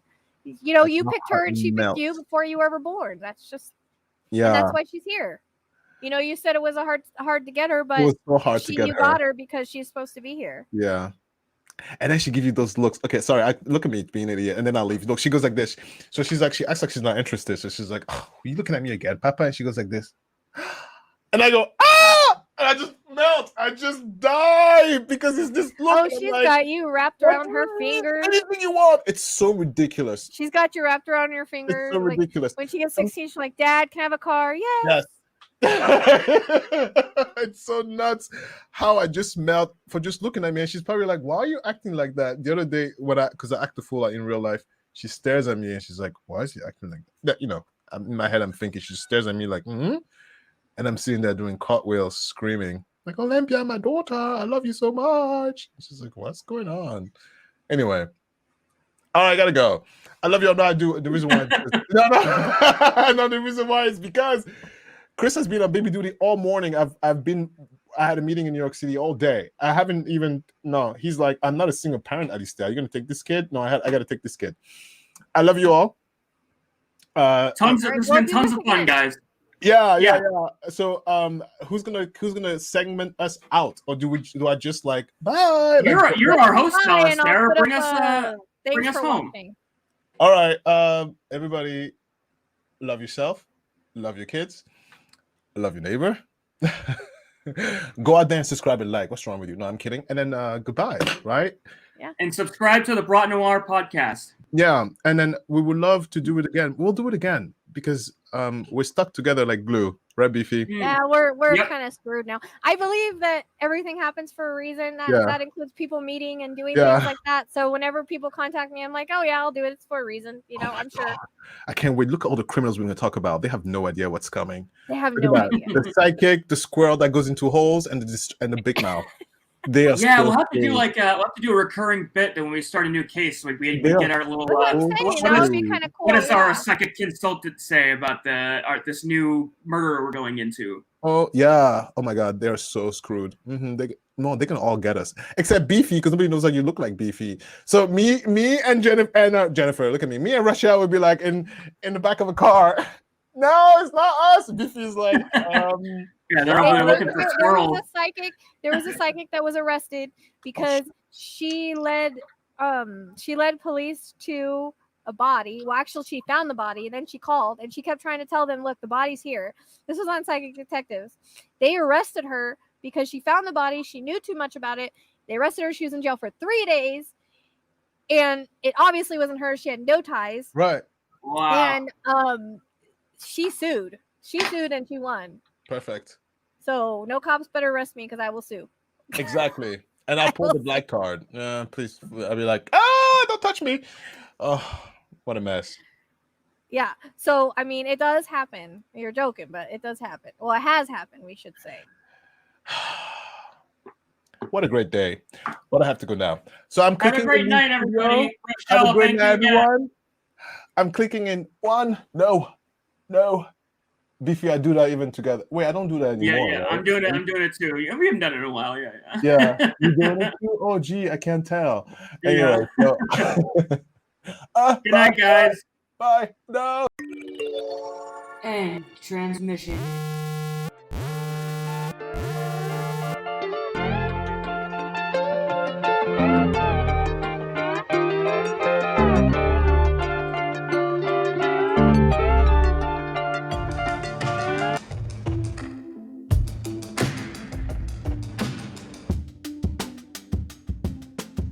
Thank you for watching.